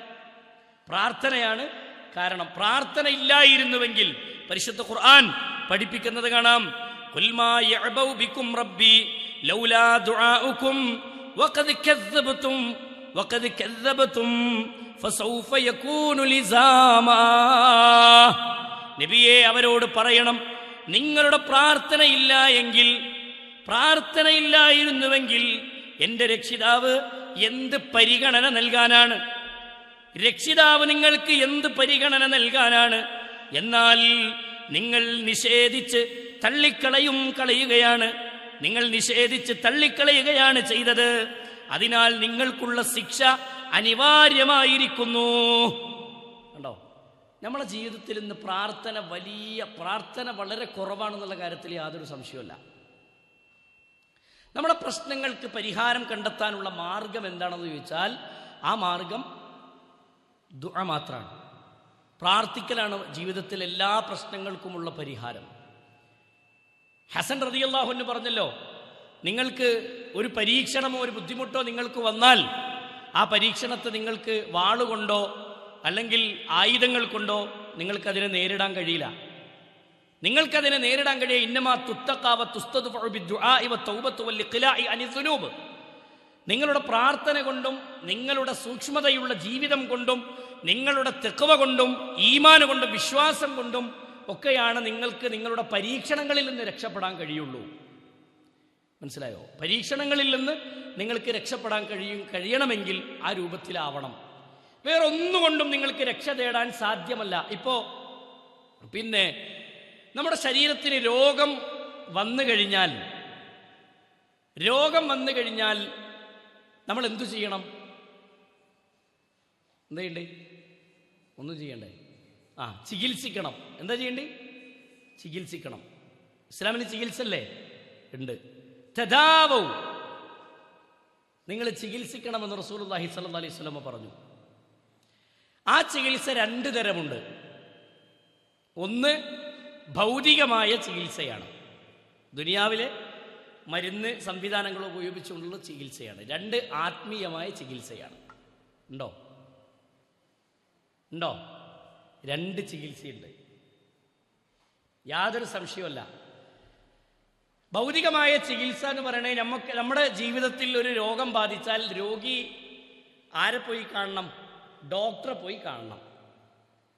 ആ ഡോക്ടർ പഠിച്ച് മനസ്സിലാക്കിയതിൻ്റെ അടിസ്ഥാനത്തിൽ ഇന്ന രോഗമാണ് ഇയാളുടെ ശരീരത്തിനെന്ന് കണ്ടുപിടിക്കാനുള്ള സംവിധാനം അയാളുടെ കയ്യിലുണ്ട്. ആ രോഗത്തിന് ഇന്നതാണ് മരുന്ന് എന്ന് അയാൾ പഠിച്ചിട്ടുമുണ്ട്, അല്ലേ? അപ്പോൾ അയാൾക്ക് ചികിത്സിച്ചൂടെ? ചികിത്സിക്കാം. ആ ചികിത്സ കഴിഞ്ഞ് നമ്മളെ രോഗം മാറിയാൽ പിന്നെ നമ്മളെന്താ പറയാ? ആ ഡോക്ടർ ആണ് എൻ്റെ രോഗം. പറ്റുമോ? പറയാൻ പറ്റൂല. ആ ഡോക്ടറെ അള്ളാഹു ഒരു കാരണക്കാരനാക്കി എൻ്റെ രോഗം മാറാൻ. വിഷയം മനസ്സിലായി നിങ്ങൾക്ക്? ആ ഡോക്ടറെ അള്ളാഹു ഒരു കാരണക്കാരനാക്കി നിശ്ചയിച്ചു എൻ്റെ രോഗം മാറാൻ. ആ ഡോക്ടർ രോഗം മാറ്റുന്നവനല്ല, രോഗത്തിനുള്ള മരുന്ന് തരുന്നവനാണ്. നമ്മുടെ രോഗം മാറ്റാൻ കഴിയുന്നവൻ അള്ളാഹുവാണ്. ഇതാണ് ഇസ്ലാമിൻ്റെ വിശ്വാസം. ഇതാണ് ഇസ്ലാമിൻ്റെ വിശ്വാസം. ഒരു മരുന്ന് കുടിച്ചാൽ രോഗം മാറണോ വേണ്ടേ എന്ന് തീരുമാനിക്കുന്നവൻ ആരാ? അള്ളാഹുവാണ്. ഇപ്പം നമ്മളൊരാൾ നമ്മുടെ ജീവിതത്തിൽ ഇങ്ങനെയുള്ള അവസ്ഥകൾ, ഇത് ഭൗതികമായൊരു ചികിത്സയാണ്. ഇനി നമ്മൾ മനസ്സിലാക്കേണ്ടത്, ഒരു ആത്മീയമായി ഇസ്ലാം പഠിപ്പിക്കുന്ന ചികിത്സ ഉണ്ട്. ഇസ്ലാമിൽ മന്ത്രമുണ്ടോ? മന്ത്രം ഉണ്ട് എന്നുള്ള അഭിപ്രായക്കാരൊന്ന് കൈയൊക്കെ ഇല്ലേ? മന്ത്രം ഇല്ല എന്നുള്ള അഭിപ്രായക്കാരൊന്ന് കൈയൊക്കെ. രണ്ടുമില്ലേ? എങ്ങനെ? അതന്നെ ഞാൻ ചോദിച്ചത്, ഏതാണെന്നുള്ള പിന്നെ വിശദീകരിക്കാം. മന്ത്രം ഇസ്ലാമിലുണ്ടോ? ഉണ്ട്. മന്ത്രം ഉണ്ടല്ലോ, ഉണ്ട്. ആ മന്ത്രം എന്താണ്? ചികിത്സിക്കുക, അല്ലേ? ഇനി നമ്മൾ മനസ്സിലാക്കേണ്ടത്, ഇസ്ലാമിലെ മന്ത്രം എന്ന പദത്തിന് അള്ളാഹുവിൻ്റെ റസൂൽ സല്ലല്ലാഹു അലൈഹി വസല്ലമയും സ്വഹാബത്തും നമുക്ക് വ്യക്തമായി പഠിപ്പിച്ചു തന്നിട്ടുണ്ട്. ഇസ്ലാമിൽ മന്ത്രമുണ്ട്. നമ്മുടെ ശരീരത്തിനൊരു വേദന ബാധിച്ചു, ശരീരത്തിന് ഇപ്പോൾ തലവേദന പിടിച്ചു, നിൽക്കാത്ത തലവേദന, തലയിൽ കൈവച്ചുകൊണ്ട് റസൂൽ പ്രാർത്ഥിക്കാൻ പറഞ്ഞു. എന്താ പ്രാർത്ഥന? 3 തവണ ബിസ്മില്ല ചൊല്ലാൻ, അഊദു ബിഇസ്സത്തില്ലാഹി വഖുദറതിഹി മിൻ ശർരി മാ അജിദു വഉഹാദിർ എന്ന് പ്രാർത്ഥിക്കാൻ വേണ്ടി റസൂലുള്ളാഹി സ്വല്ലല്ലാഹി അലൈഹി വസല്ലമ പറഞ്ഞു. 7 തവണ പ്രാർത്ഥിക്കാൻ പറഞ്ഞു. ഇത് മന്ത്രമാണ്, ഇസ്ലാമിലുള്ളതാണ്. ഒരു രോഗിയെ കാണാൻ വേണ്ടി പോയി. ഒരു പെണ്ണ്, വേറൊരു പെണ്ണ് അസുഖം ബാധിച്ച് കിടക്കുന്നു. അവിടെ ആ രോഗിനെ കാണാൻ വേണ്ടി പോയപ്പോൾ ആ രോഗിയുടെ മുന്നിൽ ചെന്ന് നമ്മൾ എന്താ ചെയ്യേണ്ടത്? നമ്മളെന്താ ചെയ്യേണ്ടത്? എടീ പോത്തോ, ഇതേമാതിരി ഇനി നബീസാൻ്റെത്, ഒളിപ്പ് മരിച്ചെന്ന് രോഗിൻ്റെ അടുത്ത് പോയിട്ട് ചില ആൾക്കാർ പറയണ വർത്താന പൊട്ടത്തിയാൾ. മനസ്സിലായോ? ഈ വർത്താനം അവിടെ പറയരുത്. റസൂലുള്ള പറഞ്ഞ നിങ്ങൾ നല്ലത് പറയണമെന്നാ, നല്ല വാക്ക് പറയണം, രോഗിനെ സമാധാനിപ്പിക്കണം, പേടിപ്പിക്കല്ല. നമ്മൾ 50 റുപ്യേൻ്റെ മുന്തിരി വാങ്ങിപ്പോയിട്ട് 500 റുപ്യേൻ്റെ രോഗം കൊടുത്തിട്ട് പോരും. അങ്ങനെ കുറേ മനുഷ്യന്മാരുണ്ട്. അള്ളാന്റെ ദീന് പഠിപ്പിച്ച ശൈലി അതല്ല. അവിടെ ചെന്ന് നല്ലത് പറയണം. എന്നിട്ട് റസൂലുള്ള പറഞ്ഞു, നിങ്ങൾ കൈവച്ചുകൊണ്ട് പ്രാർത്ഥിക്കണം. എന്താ പ്രാർത്ഥിക്കേണ്ടത്? അല്ലാഹുമ്മ റബ്ബന്നാസി അദ്ഹിബിൽ ബഅസ ഇശ്ഫി അൻത ഷാഫി ലാ ശിഫാഅ ഇല്ലാ ശിഫാഉക ശിഫാഅൻ ലാ യുഗാദിറു സഖമാ. ഇത് പ്രാർത്ഥിക്കാൻ പറഞ്ഞു റസൂലുള്ളാഹി സ്വല്ലല്ലാഹി അലൈഹി വസല്ലം. ഈ പ്രാർത്ഥന മന്ത്രമാണ്. രാത്രി ഉറങ്ങാൻ കിടക്കുന്ന നേരത്ത് റസൂലുള്ള പറഞ്ഞു, നിങ്ങളുടെ കയ്യിലേക്ക് 3 തവണ ഊതണം. എന്നിട്ട് നിങ്ങൾ ഓതേണ്ട സൂറത്തുകൾ ഏതാ? ഫലക്ക്, നാസ്, ഇഖ്ലാസ്, ഇതൊക്കെ ഓതിയിട്ട്, അതെ, ആയത്തുൽ കുർസി ഓതണം, സൂറത്തുൽ മുൽക്ക് പാരായണം. ഇതൊക്കെ മന്ത്രങ്ങളാണ്. റസൂലുള്ള കിടക്കാൻ ഉറങ്ങാൻ നേരത്ത് പഠിപ്പിച്ച പ്രാർത്ഥനകളുണ്ട്. ഈ പ്രാർത്ഥനകൾ ചൊല്ലണം. ഇതൊക്കെ മന്ത്രങ്ങളാണ്. ഇതൊക്കെ ജീവിതത്തിൽ ഉരുവിട്ട് ശരീരത്തിൽ ഊതി രാത്രി കിടന്നുറങ്ങുന്നവരാകണം നിങ്ങൾ. നിങ്ങൾക്കൊരു രോഗം ബാധിച്ചു, ആ രോഗത്തിന് നിങ്ങൾക്ക് തന്നെ ചികിത്സ നടത്താം. നിങ്ങൾ തന്നെ ഓതി നിങ്ങളുടെ ശരീരത്തിലേക്ക്, നിങ്ങളുടെ കയ്യിലേക്ക് ഊതി ശരീരത്തിലേക്ക് എത്തുന്ന രൂപത്തിൽ നിങ്ങൾക്ക് എന്ത് ചെയ്യാം? തടവാം. ഇതൊക്കെ റസൂലുള്ളാഹി സ്വല്ലല്ലാഹി അലൈഹി വസല്ലം പഠിപ്പിച്ച മന്ത്രമാണ്. ഇനി കുട്ടിക്ക് രോഗം ബാധിച്ചു, കുട്ടിയുടെ ശരീരത്തിലേക്ക് നിങ്ങൾക്ക് ഓതിയിട്ട് ഊതിക്കൊടുക്കാം. ഇത് റസൂലുള്ള പഠിപ്പിച്ച മന്ത്രമാണ്. നിങ്ങൾക്ക് മറ്റൊരാൾക്ക് കണ്ണേറോ സിഹറോ ബാധിച്ചു, അങ്ങനെ സംഭവിച്ചു കഴിഞ്ഞാൽ, അല്ലെങ്കിൽ വേറെന്തെങ്കിലും അസുഖങ്ങൾ ബാധിച്ചു, മറ്റൊരാളെ കൊണ്ട് എനിക്ക് ചെയ്യാൻ പറ്റണില്ല, വേറൊരാളെ കൊണ്ട് ഓതി ഊതുന്നതിലും തെറ്റില്ല, അതത്രയും അനുവദിക്കപ്പെട്ട സന്ദർഭങ്ങളാണ്. എന്നാൽ ഇത് ഇസ്ലാമിലെ മന്ത്രമാണെങ്കിൽ ഇസ്ലാമിൽ ചില കുതന്ത്രങ്ങളുണ്ട്. മന്ത്രത്തിനേക്കാൾ കടത്തിവെട്ടുന്ന ചില കുതന്ത്രങ്ങൾ. ആ കുതന്ത്രങ്ങൾ എന്താണ്? പ്രാർത്ഥന ഒന്നും ഉണ്ടാവില്ല. രോഗമാണ്, ഡോക്ടറെ അടുത്ത് 4 വട്ടം പോയി, ഇനിയിപ്പോൾ മാറ്റൊന്നുമില്ല, ഇനിയിപ്പോൾ എന്താ ചെയ്യുക, ഇനി പോയിട്ട് ഒരു മന്ത്രിച്ചൂതിയോ നൂല് കെട്ടിപ്പോരാം എന്ന് തീരുമാനിക്കുന്ന ആളുകളുണ്ട്. ഞാനിതൊരു കളിതമാശയിട്ട് പറയല്ല. ഈ ഒരു വിഷയം പറയുമ്പോൾ എന്താ പ്രശ്നം എന്നറിയാം നിങ്ങൾക്ക്? ഈ ഒരു വിഷയം പറയുമ്പോൾ ഇഷ്ടപ്പെടാത്ത കുറേ ആൾക്കാരുണ്ട്. ഇടയ്ക്കൊരു സഹോദരിനെ വിളിച്ചിട്ട് ഇങ്ങനെ പറഞ്ഞു, നിങ്ങളുടെ കയറുമ്പോഴത്തേന് കളിയാക്കണ മനുഷ്യന്മാരുണ്ട് എന്ന്. എനിക്ക് അത്രയും സന്തോഷം. എന്താ നിങ്ങൾ റസൂലുള്ള കയറിയപ്പോഴും കളിയാക്കീനേ? ദീന് പറയാൻ വേണ്ടി അള്ളാന്റെ റസൂൽ സ്റ്റേജിൽ കയറിയിരുന്നപ്പോഴേ മക്കത്തെ മുശ്രിക്ക് കളിയാക്കീനേ. ബഹുദൈവ വിശ്വാസം കൽബിലുള്ള ആളുകൾക്ക് തോന്നുന്ന അള്ളാഹു അവർക്ക് ഹിദായത്ത് പ്രദാനം ചെയ്ത് അനുഗ്രഹിക്കുമാറാവട്ടെ, അള്ളാഹുർക്ക് പുറത്തു കൊടുക്കട്ടെ കേട്ടോ. ഇത് ഏറ്റവും വലിയ വിഷയമാണ്. നമ്മളെ കൽബിനോട്, നമ്മൾ ആഴത്തിൽ നമ്മുടെ മനസ്സിനോട് നമ്മൾ എന്ത് ചെയ്യണം? ചോദിച്ചുകൊണ്ടിരിക്കണം, ഞാൻ ചെയ്യുന്നത് ശരിയാണോ? നമുക്ക് മരിക്കണ്ടേ? ഇവിടെ അങ്ങനെ ജീവിക്കും എല്ലാ കാലവും? ഇല്ലല്ലോ, മരിച്ചു പോണം. അപ്പൊ ദീനറിയാതൊക്കെ മരിച്ചാലുള്ള അവസ്ഥ എന്താണെന്നുള്ളത് സ്വയം നമ്മളൊന്ന് ചിന്തിച്ചാൽ മതി കേട്ടോ. അപ്പം നമ്മളെ കളിയാക്കലും പരിഹാസ വർത്താനങ്ങളൊക്കെ ഒന്ന് ചുരുങ്ങും. നമ്മളെ സംബന്ധിച്ചതൊരു പ്രശ്നമല്ല. കല്ലേറ് വാങ്ങലുണ്ട് ചിലപ്പോഴൊക്കെ. പ്രസംഗിച്ചിട്ട് ഏറ് കിട്ടിയ സന്ദർഭങ്ങളൊക്കെ നമ്മളെ പണ്ഡിതന്മാർക്കൊക്കെ കഴിഞ്ഞു പോയിട്ടുണ്ട്. ഇതൊന്നും ഒരു സംഭവമല്ല. അപ്പം അത് നിങ്ങൾ എന്ത് വെറുത്താലും ശരി, ഇതിങ്ങനെ പറഞ്ഞുകൊണ്ടിരിക്കും, ഇതിങ്ങനെ പറയും, ഇതിങ്ങനെ പറഞ്ഞുകൊണ്ടേ നിൽക്കും. മനസ്സിലായോ? ഇത് ദൗത്യമാണ്, ഉത്തരവാദിത്തമാണ്. ഈ ഉത്തരവാദിത്തം നിർവഹിച്ചുകൊണ്ടിരിക്കും. റസൂലുള്ളാഹി സ്വല്ലല്ലാഹു അലൈഹി വസല്ലം പഠിപ്പിച്ചത് ശരി, മന്ത്രിച്ചൂതി നൂല് കെട്ടുക എന്ന സമ്പ്രദായം നമ്മുടെ നാട്ടിലുണ്ട് അല്ലേ? ഇത് യഥാർത്ഥത്തിൽ ലാ ഇലാഹ ഇല്ലല്ലാഹ്ക്ക് എതിരാണ്. അവിടെ നമ്മൾ പ്രാർത്ഥന ഒന്നുമില്ല. ഉസ്താദ് ഒരു നൂല് കെട്ടിത്തന്നാൽ ഇന്റെ പ്രശ്നം മാറുമെന്ന് വിശ്വസിക്കുന്നത് എന്തല്ല, ശരിയല്ല. ഞാൻ 1-2 സംഭവങ്ങൾ പറയാം. റസൂലുള്ളാഹി സ്വല്ലല്ലാഹു അലൈഹി വസല്ലമയുടെ അടുക്കലേക്ക് ഒരു മനുഷ്യൻ കയറി വന്നു. 10 ആളുകൾ കയറി വന്നു. 10 ആളുകൾ റസൂലുള്ളാഹിന്റെ മുന്നിൽ വന്നു. നബി സല്ലല്ലാഹു അലൈഹി വസല്ലമയോട് 10 ആളുകളും റസൂലിന്റെ കൈ പിടിച്ച് സലാം പറഞ്ഞ് ബൈഅത്ത് ചെയ്യാൻ വേണ്ടി വന്നവരാണ്. അള്ളാന്റെ റസൂൽ സല്ലല്ലാഹു അലൈഹി വസല്ലമ എല്ലാവർക്കും കൈ കൊടുത്തു. ഒരാളെ മാത്രം റസൂൽ മാറ്റി നിർത്തി. അയാൾക്ക് കൈ കൊടുത്തില്ല. റസൂലിന് അയാളോട് പ്രത്യേകിച്ച് ദേഷ്യം ഉണ്ടായിട്ടാണോ? അല്ല, അയാൾ ഇസ്ലാം സ്വീകരിക്കാൻ വന്നതാണ്. പക്ഷേ റസൂലുള്ളാഹി സ്വല്ലല്ലാഹു അലൈഹി വസല്ലം അയാൾക്ക് കൈ കൊടുക്കാതെ മാറ്റി നിർത്തി. കൈ കൊടുത്തു കഴിഞ്ഞപ്പോൾ 9 ആളുകൾ റസൂലിനോട് ചോദിച്ചു, അല്ലാന്റെ റസൂലെ, എന്തേ നിങ്ങൾ അയാളെ മാറ്റി നിർത്താനുള്ള കാരണം? ആ മനുഷ്യനെ നിങ്ങൾ എന്തേ മാറ്റി നിർത്താനുള്ള കാരണം? നബി സല്ലല്ലാഹു അലൈഹി വസല്ലമ പറഞ്ഞു, ആ മനുഷ്യന്റെ കയ്യിൽ ഒരു മന്ത്രി ചൂതിക്കെട്ടിയ നൂലുണ്ട്. എന്നിട്ട് നബി സല്ലല്ലാഹു അലൈഹി വസല്ലമ പറഞ്ഞ വാക്ക്, ആരെങ്കിലും ഒരു നൂലെടുത്തു, സുമ്മ നഫത ഫീഹ, എന്നിട്ട് ആ നൂലിലേക്ക് ഒരു ഊറ്റങ്ങ് ഊതി, എന്നിട്ട് മൻ അല്ലഖ, അതവന്റെ ശരീരത്തിൽ ബന്ധിച്ചാൽ ഫഖദ് അശ്റക, അവൻ ശിർക്ക് ചെയ്തവനായി. കണ്ടോ? അവൻ ശിർക്ക് ചെയ്തവനായി. ശിർക്ക് ചെയ്താൽ അവന്റെ സ്ഥാനം നരകമാണ്. പരിശുദ്ധ ഖുർആൻ പഠിപ്പിച്ചല്ലേ? ശിർക്ക് ഉണ്ടോ ഇസ്ലാമിൽ? ഉണ്ടോ? ഇല്ലാന്ന് അഭിപ്രായക്കാരുണ്ടോ ആരെങ്കിലും? ശിർക്കറിന്റെ സംഭവമൊന്നുമില്ല അങ്ങനെയുണ്ടോ? ഇല്ലല്ലോ. എല്ലാവരും അംഗീകരിക്കണ സംഭവമാണ് എന്ത്? ശിർക്ക് രണ്ടൊരു സാധനം ഉണ്ട്. അപ്പൊ അത് എന്താ ശിർക്ക്? അത് പഠിക്കണ്ടേ? പഠിക്കണം. മനസ്സിലായോ? റബ്ബ് സുബ്ഹാനഹു വ തആലയിൽ ബരമേൽപ്പിക്കേണ്ടത് മന്ത്രിച്ചൂതിക്കെട്ടിയ ഒരു നൂലിലേക്ക് ബരമേൽപ്പിച്ച് കഴിഞ്ഞാൽ അതിന് പറയുന്ന പേരാണ് ശിർക്ക്. മറ്റൊരു രംഗത്ത് കാണാൻ, ഒരു സ്വഹാബി ഒരു രോഗിനെ കാണാൻ വേണ്ടി പോയി. രോഗം ബാധിച്ച് കിടക്കുന്ന ഒരു വ്യക്തിയെ കാണാൻ വേണ്ടി പോയി. എന്നിട്ട് പ്രാർത്ഥിക്കുമ്പോൾ അങ്ങനെ കൈവെക്കുമല്ലോ, അങ്ങനെ ശരീരത്തിൽ ഇങ്ങനെ തടവി പ്രാർത്ഥിക്കുമ്പോൾ എന്തോ ഒന്ന് തടഞ്ഞു. ഇങ്ങനെ പ്രാർത്ഥിക്കുന്ന സമയത്ത് എന്തോ ഒന്ന് തടഞ്ഞ സമയത്ത് ഈ സ്വഹാബി ചോദിച്ചു, ഇതെന്താ? അപ്പോൾ പറഞ്ഞു, അത് ഇന്ന ആള് മന്ത്രിച്ചു ഊരിയിട്ട് രോഗം മാറാൻ വേണ്ടി കെട്ടിത്തന്നതാണ്. ഉടനെ ആ സ്വഹാബി ചെയ്ത പണി എന്തറിയോ? ശരീരത്തിൻ്റെ ആ നൂലിലേക്ക് കൈ ഇങ്ങനെ ഇറക്കിയിട്ട് വലിച്ചങ്ങോട്ട് പൊട്ടിച്ചു എന്നാണ് ആ സ്വഹാബി ചെയ്തത്.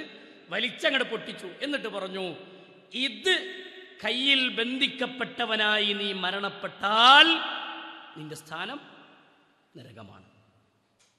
അള്ളാഹു കാത്തുരക്ഷിക്കുമാറാവട്ടെ. ഇത് കുട്ടികളിയല്ല, ഇത് തമാശക്കളിയല്ല.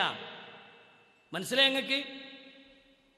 അപ്പൊ നമ്മൾ വിചാരിക്കും അവിടെ രോഗം മാറണില്ലേ? മാറാം, അത് അള്ളാന്റെ ഉദ്ദേശമല്ലേ?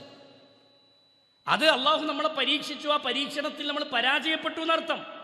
അള്ള പറഞ്ഞു, നിങ്ങൾ സ്വബറോടെ നിൽക്കണം, നിങ്ങൾ ദുആ ചെയ്യണം, ക്ഷമിച്ചു നിൽക്കണം, നിങ്ങൾ പ്രാർത്ഥിക്കണം, ചികിത്സ നടത്തണം, ഇസ്ലാം അനുവദിച്ച ചികിത്സകൾ നിങ്ങൾ നടത്തണം. അതിൽ ആത്മീയമായത് ഞാൻ നേരത്തെ പറഞ്ഞു, മന്ത്രമുണ്ട്, അത് നിങ്ങൾക്കാവാം. പ്രാർത്ഥന മുറുകെ പിടിക്കണം. അതേപോലെ തന്നെ റസൂലുള്ള പറഞ്ഞ ഭൗതികമായ ചികിത്സകളുണ്ട്, അതുമാവാം. പക്ഷേ അതിൻ്റെ അപ്പുറത്തേക്ക് കടന്നു ചെന്നുകൊണ്ടുള്ള ഈ ചികിത്സാ സംവിധാനം, നമ്മുടെ നാട്ടിലുണ്ട് അങ്ങനത്തെ കുറേ ചികിത്സകളൊക്കെ. ഊതിയിട്ട് നൂല് കെട്ടുക, വീടിനെന്തോ മുസീബത്ത് ബാധിച്ചിട്ടുണ്ട്, അതുകൊണ്ട് വെള്ളത്തിൽ ഊതിയിട്ട് ആ വെള്ളം നല്ല കുപ്പിയിൽ മൂടിയിട്ട് ആ മൂടി വീടിൻ്റെ ആ കുപ്പി വീട്ടിൻ്റെ ഏതെങ്കിലും മൂലൊക്കെ കൊണ്ടുപോയി കെട്ടിത്തൂക്കിയാൽ പ്രശ്നം മാറുമെന്ന് വിശ്വസിക്കുന്നവർ. നമ്മുടെ നാട്ടിൽ ഒരു നല്ല വീടുണ്ടാക്കുകയാണെങ്കിൽ ആ വീട്ടിൻ്റെ മുന്നിൽ കാണാൻ ഒരു ബൊമ്മനെ കൊടുത്ത് നിർത്തിക്കണേ, വല്ലിപ്പാൻ്റെ കുപ്പായൊക്കെ ഇട്ട് കൊടുത്തിട്ട് ഒരു ബൊമ്മനെ കൊടുത്ത് നിർത്തി അതിൻ്റെ മുകളിലൊരു എഴുത്തും കരിങ്കണ്ണാ നോക്ക്. എന്തിനാത്? കണ്ണേർ ബാധിക്കാതിരിക്കാൻ എന്നാ പറയാ. ഇസ്ലാമിൽ കണ്ണേറുണ്ട്, കണ്ണേറിന് ഫലമുണ്ട് എന്ന കാര്യത്തിൽ തർക്കമല്ല. പക്ഷേ കരിങ്കണ്ണ നോക്ക് എന്ന് എഴുതി വെക്കുമ്പോ നമ്മുടെ വിശ്വാസം തകർന്നു എന്നാണ് അർത്ഥം. നബി സല്ലല്ലാഹു അലൈഹി വസല്ലമ പറഞ്ഞു, കണ്ണേറിന് പ്രാർത്ഥനകളുണ്ട്. നിങ്ങളുടെ മക്കൾക്ക് വേണ്ടി നിങ്ങൾ ദുആ ചെയ്യണം. മക്കളെ ചിലപ്പോൾ ഞമ്മക്ക് തന്നെ കാണുമ്പോൾ വലിയ കൗതുകം തോന്നും. നമ്മുടെ കുട്ടികളെ ഞമ്മക്ക് തന്നെ ചില സമയത്ത് ഭയങ്കര ചൊറുക്കായിരിക്കും കാണാൻ, അല്ലേ? ആ സമയത്ത് പിന്നെ നമ്മൾ തന്നെ പറയുന്നത് എൻ്റെ കണ്ണിനെ തൊട്ടുവോ എന്നൊക്കെ ചോദിക്കുന്ന സന്ദർഭങ്ങളുണ്ട്. ആ സമയത്ത് മാഷാ അല്ലാഹ് തബാറക്കല്ലാഹ് നിങ്ങൾ പറയണം, നിങ്ങളുടെ മക്കൾക്ക് വേണ്ടി പ്രാർത്ഥിക്കണമെന്ന് റസൂലുള്ളാഹി സ്വല്ലല്ലാഹു അലൈഹി വസല്ലം പറഞ്ഞു. മഹാനായ റസൂലുള്ളാഹി സ്വല്ലല്ലാഹു അലൈഹി വസല്ലം പ്രാർത്ഥിച്ച പ്രാർത്ഥന, ഹസൻ ഹുസൈൻ റളിയല്ലാഹു അൻഹുമാ രണ്ടാളുകളുടെ തലയിലും കൈവച്ച് റസൂലുള്ളാഹി ദുആ ചെയ്തിരുന്നു. അഊദു ബികലിമാത്തില്ലാഹി തമ്മ മിൻ കുല്ലി ശൈത്വാനിൻ വഹമ്മ വമിൻ കുല്ലി ഐനിൻ ലമ്മ എന്ന് റസൂലുള്ളാഹി സ്വല്ലല്ലാഹു അലൈഹി വസല്ലം പ്രാർത്ഥിച്ചിരുന്നു എന്ന് കാണാം. ബുഖാരിയുടെ വിശദീകരണത്തിൽ ഈ ഹദീസിനെ കുറിച്ച് പറയുന്നത് കാണാം. റസൂലുള്ളാഹി സ്വല്ലല്ലാഹു അലൈഹി വസല്ലം ഈ പ്രാർത്ഥന പഠിച്ചത് ഇബ്രാഹിം നബി അലൈഹിസ്സലാത്തു വസ്സലാം ഇസ്മായിൽ നബിക്കും ഇസ്ഹാഖ് അലൈഹിസ്സലാത്തു വസ്സലാമിനും വേണ്ടി പ്രാർത്ഥിച്ചിരുന്ന പ്രാർത്ഥനയാണിത്. എന്താ പ്രാർത്ഥന? അഊദു ബികലിമാത്തില്ലാഹി തമ്മ. താഴെ പറയുന്ന കലിമത്തുകൾ കൊണ്ട് റബ്ബേ ഞാൻ നിന്നോട് കാവലിനെ ചോദിക്കുകയാണ്, ഈ മക്കൾക്ക് വേണ്ടി ഞാൻ നിന്നോട് സംരക്ഷണം തേടുകയാണ്. എന്താ പ്രാർത്ഥന? അഊദു ബികലിമാത്തില്ലാഹി തമ്മ മിൻ കുല്ലി ശൈത്വാനിൻ വഹമ്മ, എല്ലാവിധ ശൈത്വാനിന്റെ ഉപദ്രവങ്ങളിൽ നിന്നും, വമിൻ കുല്ലി ഐനിൻ ലമ്മ, എല്ലാവിധ കണ്ണേറുകളിൽ നിന്നും റബ്ബേ ഞാൻ നിന്നോട് കാവലിനെ ചോദിക്കുന്നു. കണ്ണേറ് നിഷേധിക്കുന്ന ആൾക്കാരുണ്ട്, അതിന് ഫലമൊന്നുമില്ല, അങ്ങനെ കണ്ണേറ് ബാധിക്കൊന്നുമില്ല എന്ന് പറയുന്നവരുണ്ട്. ഇല്ലാത്തൊരു സംഭവത്തിന് റസൂൽ പ്രാർത്ഥന പഠിപ്പിക്കുമോ? ഉണ്ടോ? ഇല്ലല്ലോ. ഇല്ലാത്തൊരു സംഭവത്തിന് അല്ലാണ്ട് റസൂൽ പ്രാർത്ഥന പഠിപ്പിക്കോ? പഠിപ്പിക്കൂല. അപ്പൊ അതൊന്ന് പഠിച്ചാൽ മതി, ആ വിഷയം എന്താണെന്ന് പഠിച്ചാൽ മതി. ഞാനതിലേക്ക് വിശദമായി പോണില്ല. അപ്പൊ ഇവിടൊക്കെ എന്താണ്, നമ്മളിലേക്ക് നമ്മുടെ വിശ്വാസത്തിൽ നിന്ന് തകരാറുകൾ സംഭവിക്കുകയാണ്. ഇവിടൊക്കെ പ്രാർത്ഥനകളാണ് റസൂലുള്ളാഹി സ്വല്ലല്ലാഹു അലൈഹി വസല്ലം പകരം പറഞ്ഞത്, ദുആയാണ് പകരം പഠിപ്പിച്ചത്. ഇനി എന്തെങ്കിലും കാണുമ്പോഴത്തേനും അത് കണ്ണേറേറ്റാകുമോ എന്ന് പേടിച്ചാൽ നിൽക്കണ്ട, അതും തെറ്റാ. വെറുതെ കാണുന്നതൊക്കെ ഇതന്നെയാണോ എന്ന് വിചാരിക്കണ്ട. റസൂലുള്ളാഹി സ്വല്ലല്ലാഹു അലൈഹി വസല്ലം പറഞ്ഞ നിങ്ങൾ ഈമാനോടുകൂടി ചലിക്കുക, പ്രാർത്ഥിക്കുക, തെഖ്വയോടുകൂടി മുന്നേറുക, അതൊക്കെയാണ് പരിഹാരം. മനസ്സിലായോ? അങ്ങനെ നിങ്ങൾ ജീവിച്ചു പോകുമ്പോൾ അല്ലാഹു സുബ്ഹാനഹു വ തആല നിങ്ങൾക്ക് സംരക്ഷണം നൽകും. ഖുൽ മാ യഅബഉ ബിക്കും റബ്ബി ലൗലാ ദുആഉക്കും ഫഖദ് കദ്ദബതും ഫസൗഫ യകൂനു ലിസാമാ. പ്രാർത്ഥന ഇല്ലായിരുന്നുവെങ്കിൽ അല്ലാഹു നിങ്ങൾക്ക് എന്ത് രക്ഷ നൽകാനാണ്, എന്ത് സംരക്ഷണം നൽകാനാണ്, അല്ലാഹു നിങ്ങളെ എങ്ങനെ പരിഗണിക്കാനാണ് എന്ന് അല്ലാഹു സുബ്ഹാനഹു വ തആല ചോദിക്കുന്നത് കാണാം. ഇനി നോക്കി നിങ്ങൾ, അതേപോലെ തന്നെ എല്ലാ മേഖലയിലും നമുക്ക് വേണ്ടത് എന്താ? പ്രാർത്ഥനകളും ദുആകളും ദിക്റുകളും നമ്മുടെ ജീവിതത്തിൽ നിറഞ്ഞു നിൽക്കണം. അത് റസൂലുള്ളാഹി പഠിപ്പിച്ച പോലെ, ഖുർആൻ പഠിപ്പിച്ച പോലെ, സഹാബത്ത് ജീവിച്ച് കാണിച്ചു തന്നതുപോലെ നമ്മുടെ ജീവിതത്തിൽ ഈ പ്രാർത്ഥനകളും ദുആകളൊക്കെ നിലനിർത്തി കൊണ്ടുപോകണം. ഇനി നോക്കൂ, ന്യായമായ ഹക്കായ പ്രാർത്ഥന ഏതാണ്, സത്യമായ പ്രാർത്ഥന ഏതാണ്, അസത്യമായ പ്രാർത്ഥന ഏതാണ്? രണ്ടുണ്ടല്ലോ. സത്യമായ പ്രാർത്ഥനയും അസത്യമായ പ്രാർത്ഥനയും. പരിശുദ്ധ ഖുർആൻ പറയുന്നത് കാണാം, ലഹു ദഅവത്തുൽ ഹഖ്. സൂറത്തുർ റഅദിലെ 14-ാമത്തെ വചനമാണ്. ലഹു ദഅവത്തുൽ ഹഖ്, സത്യമായ പ്രാർത്ഥന, യഥാർത്ഥമായ പ്രാർത്ഥന. വല്ലദീന യദ്ഊന മിൻ ദൂനിഹി ലാ യസ്തജീബൂന ലഹും ബിശൈ. വല്ലദീന യദ്ഊന മിൻ ദൂനിഹി, അല്ലാഹുവോട് മാത്രമുള്ള പ്രാർത്ഥനയാണ് സത്യമായ പ്രാർത്ഥന. റബ്ബിനോട് മാത്രമുള്ള പ്രാർത്ഥനയാണ് സത്യമായ പ്രാർത്ഥന. അടിവരടണ്ടങ്ങൾ ഉണ്ടോ? അണ്ടർലൈൻ ചെയ്ത് പഠിക്കണം. ലഹു ദഅവത്തുൽ ഹഖ്, സത്യമായ പ്രാർത്ഥന അത് റബ്ബിനോട് മാത്രമുള്ള പ്രാർത്ഥനയാണ്.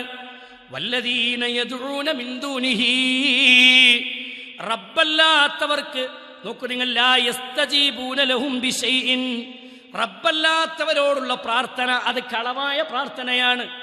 അല്ലാഹു അല്ലാത്തവരോടുള്ള ദുആ, റബ്ബല്ലാത്തവരോട് അല്ലാഹു അല്ലാത്തവരോട് നടത്തുന്ന പ്രാർത്ഥനകൾ ഏതുപോലെയാണ്? ഇല്ലാ കബാസിത് കഫൈഹി ഇലൽ മാ ലിയബ്ലുഗ ഫാഹ്. ഇല്ലാ കബാസിത് കഫൈഹി ഇലൽ മാ, വെള്ളത്തിലേക്ക് കൈനീട്ടിയിട്ട് വെള്ളം ചോദിക്കുന്നത് പോലെയാണ് റബ്ബല്ലാത്തവരോടുള്ള പ്രാർത്ഥന. ഉണ്ടോ? അല്ലാത്തവരോടുള്ള പ്രാർത്ഥന എങ്ങനെ? വെള്ളത്തിലേക്ക് ഇങ്ങനെ കൈനീട്ടി പിടിച്ചിട്ട് വെള്ളം വെള്ളം എന്ന് ചോദിക്കുന്നത് പോലെയാണ്. മനസ്സിലായോ? ഈ സ്കൂളിൻ്റെ ഗ്രൗണ്ടിൽ ഒരു കിണറുണ്ട് എന്ന് സങ്കല്പിക്കുക. കിണറൊന്നും ഉണ്ടാവില്ല, സങ്കല്പിക്കുക. കിണർ ഖുറാനിലില്ല കേട്ടോ. നീ ആളെ വീച്ചെന്നുങ്ങാണ്ട് നിങ്ങളെന്നാ പറഞ്ഞ കിണർ എവിടെ ഖുറാനിൽ വയ്ക്കാൻ നിൽക്കണ്ട. പിന്നെ കിണർ ഉണ്ട്, നമ്മളൊന്ന് സങ്കല്പിക്കാം. ആ കിണറ്റിന് ഒന്നുമില്ല, ഒരു പിന്നെ വെള്ളം കോരാനുള്ള സംവിധാനമല്ല, മോട്ടോർ സംവിധാനമല്ല, അതൊന്നുമില്ല. ആ കിണറ്റിൻ്റെ ചുറ്റിലും കുറേ ആൾക്കാർ വട്ടം കൂടി നിൽക്കുന്നുണ്ട്. ഓൽക്കൊക്കെ വെള്ളം വേണം. കിണറ്റിൻ്റെ അടിയിൽ വെള്ളമല്ലേ? വെള്ളമുണ്ട്.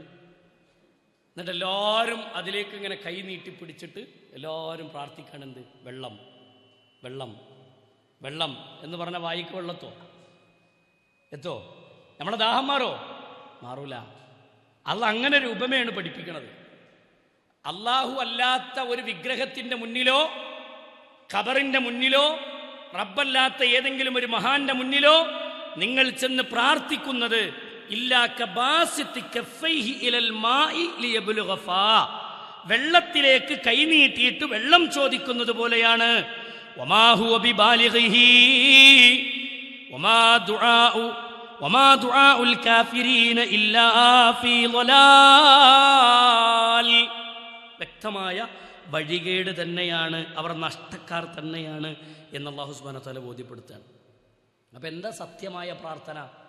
അത് ഖാലിഖും മാലിക്കുമായ അള്ളാഹിനോട് മാത്രമുള്ള പ്രാർത്ഥനയാണ്. സത്യമായ പ്രാർത്ഥന ആ പ്രാർത്ഥനയാണ്. ആ പ്രാർത്ഥന മുറുകെ പിടിക്കലാണ് നമ്മുടെ ജീവിതത്തിൻ്റെ വിജയം. മനസ്സിലാകേണ്ട നിങ്ങൾക്ക്? നമ്മുടെ വിജയത്തിൻ്റെ ജീവിതത്തിൻ്റെ വിജയം. സംശയം ഉണ്ടെങ്കിൽ ഇപ്പം തന്നെ ചോദിക്കട്ടോ. ആർക്കെങ്കിലും സംശയം തോന്നുന്നുണ്ടെങ്കിൽ, എന്തെങ്കിലും ഒരു ഡൗട്ട് തോന്നുന്നുണ്ടെങ്കിൽ നീ ചെന്നിട്ട് അപ്പം തന്നെ ചോദിക്കാം. അതിൽ നിങ്ങൾ വിഷമമൊന്നും കരുതണ്ട കേട്ടോ. പഠിക്കണമല്ലോ, ദീന് പഠിക്കണമല്ലോ, അതിനു വേണ്ടി പറയാം. ഖുർആനിൽ അല്ലാഹു സുബ്ഹാനഹു വ തആല കൽപ്പിച്ചിട്ടുള്ള പ്രഥമമായ ചില കൽപ്പനകളും. എന്താ ഖുർആൻ കൽപ്പിച്ച കൽപ്പന? അല്ലാഹു പറയാണ് പരിശുദ്ധ ഖുർആനിലെ സൂറത്തുൽ ബഖറയുടെ 21-ാമത്തെ ആയത്ത്, യാ അയ്യുഹന്നാസേ, ജനങ്ങളെ, ഉഅ്ബുദൂ റബ്ബക്കും, നിങ്ങൾ നിങ്ങളുടെ രക്ഷിതാവിനോട് നിങ്ങൾ പ്രാർത്ഥിക്കണം. ഉഅ്ബുദൂ റബ്ബക്കും, നിങ്ങൾ ദുആ ചെയ്യേണ്ടത്, നിങ്ങൾ പ്രാർത്ഥിക്കേണ്ടത് നിങ്ങളുടെ റബ്ബിനോടാണ്. അല്ലദീ ഖലഖക്കും, ആ റബ്ബ് നിങ്ങളെ സൃഷ്ടിച്ചവനാണ്. വല്ലദീന മിൻ ഖബ്ലിക്കും ലഅല്ലക്കും തത്തഖൂൻ. വല്ലദീന മിൻ ഖബ്ലിക്കും ലഅല്ലക്കും തത്തഖൂൻ. എന്തിനാ നിങ്ങൾ അള്ളാഹിനോട് പ്രാർത്ഥിക്കണമെന്ന് പരിശുദ്ധ ഖുർആൻ പഠിപ്പിച്ചത്? നിങ്ങൾ തഖ്വയുള്ളവരാകാൻ വേണ്ടിയാണ് എന്ന് അല്ലാഹു സുബ്ഹാനഹു വ തആല പഠിപ്പിക്കാൻ. ഏകനാണവൻ, ആ റബ്ബിന് തുല്യമായി ഭൂമി ലോകത്താരുമില്ല. നമ്മുടെ സൂറത്തു ഇഖ്ലാസ് എല്ലാവരും ഓതലില്ലേ? ഖുൽ ഹുവല്ലാഹു അഹദ് അല്ലാഹു സ്വമദ് ലം യലിദ് വലം യൂലദ് വലം യഖുൽ ലഹു കുഫുവൻ അഹദ്. അല്ലേ? 3-ാം ക്ലാസ് ഓർമ്മ വരുന്നേ? ഖുൽ നബിയെ പറയണം, ഹുവല്ലാഹു അഹദ്, അല്ലാഹു ഏകനാണ്. അല്ലാഹു സ്വമദ്, അവൻ സ്വയം പര്യാപ്തനാണ്. അള്ളാഹു ആരുടെയെങ്കിലും അടുക്കൽ ചെന്ന് റബ്ബ് സഹായം തേടേണ്ട ആവശ്യം അള്ളാഹ്ക്കില്ല. ലം യലിദ് വലം യൂലദ് വലം യകുൽ ലഹു കുഫുവൻ അഹദ്. ഈ രാവിലെ തന്നെ വന്ന് കടന്നുറങ്ങണ കുറേ ആൾക്കാരുണ്ട് കേട്ടോ. ഒന്ന് വിളിച്ചളി അടുത്തിരിക്കണോണ്ട് ഒന്നും തോണ്ടിയാൽ മതി. ഒന്ന് ഈച്ച വിടുന്നുണ്ട്. അടുത്തിരിക്കണവർക്കറിയാം ആരാ ഉറങ്ങണമെന്ന്. ഞാൻ ഇവിടുന്ന് വിളിച്ചാൽ നിൽക്കണ്ട. ഞാൻ അങ്ങനെ നോക്കിയിട്ട് തട്ടത്തിൻ്റെ കളറൊക്കെ കാര്യം പറയാം. അത് വലിയ പ്രശ്നമാണ്. അവിടെ ഉറക്കമൊക്കെ ഒന്നും മാറ്റാം. തെറി വച്ചിട്ടിട്ട് ഉറങ്ങുകയാണെങ്കിൽ എന്തേക്കാരെ പോലെ അവസ്ഥ.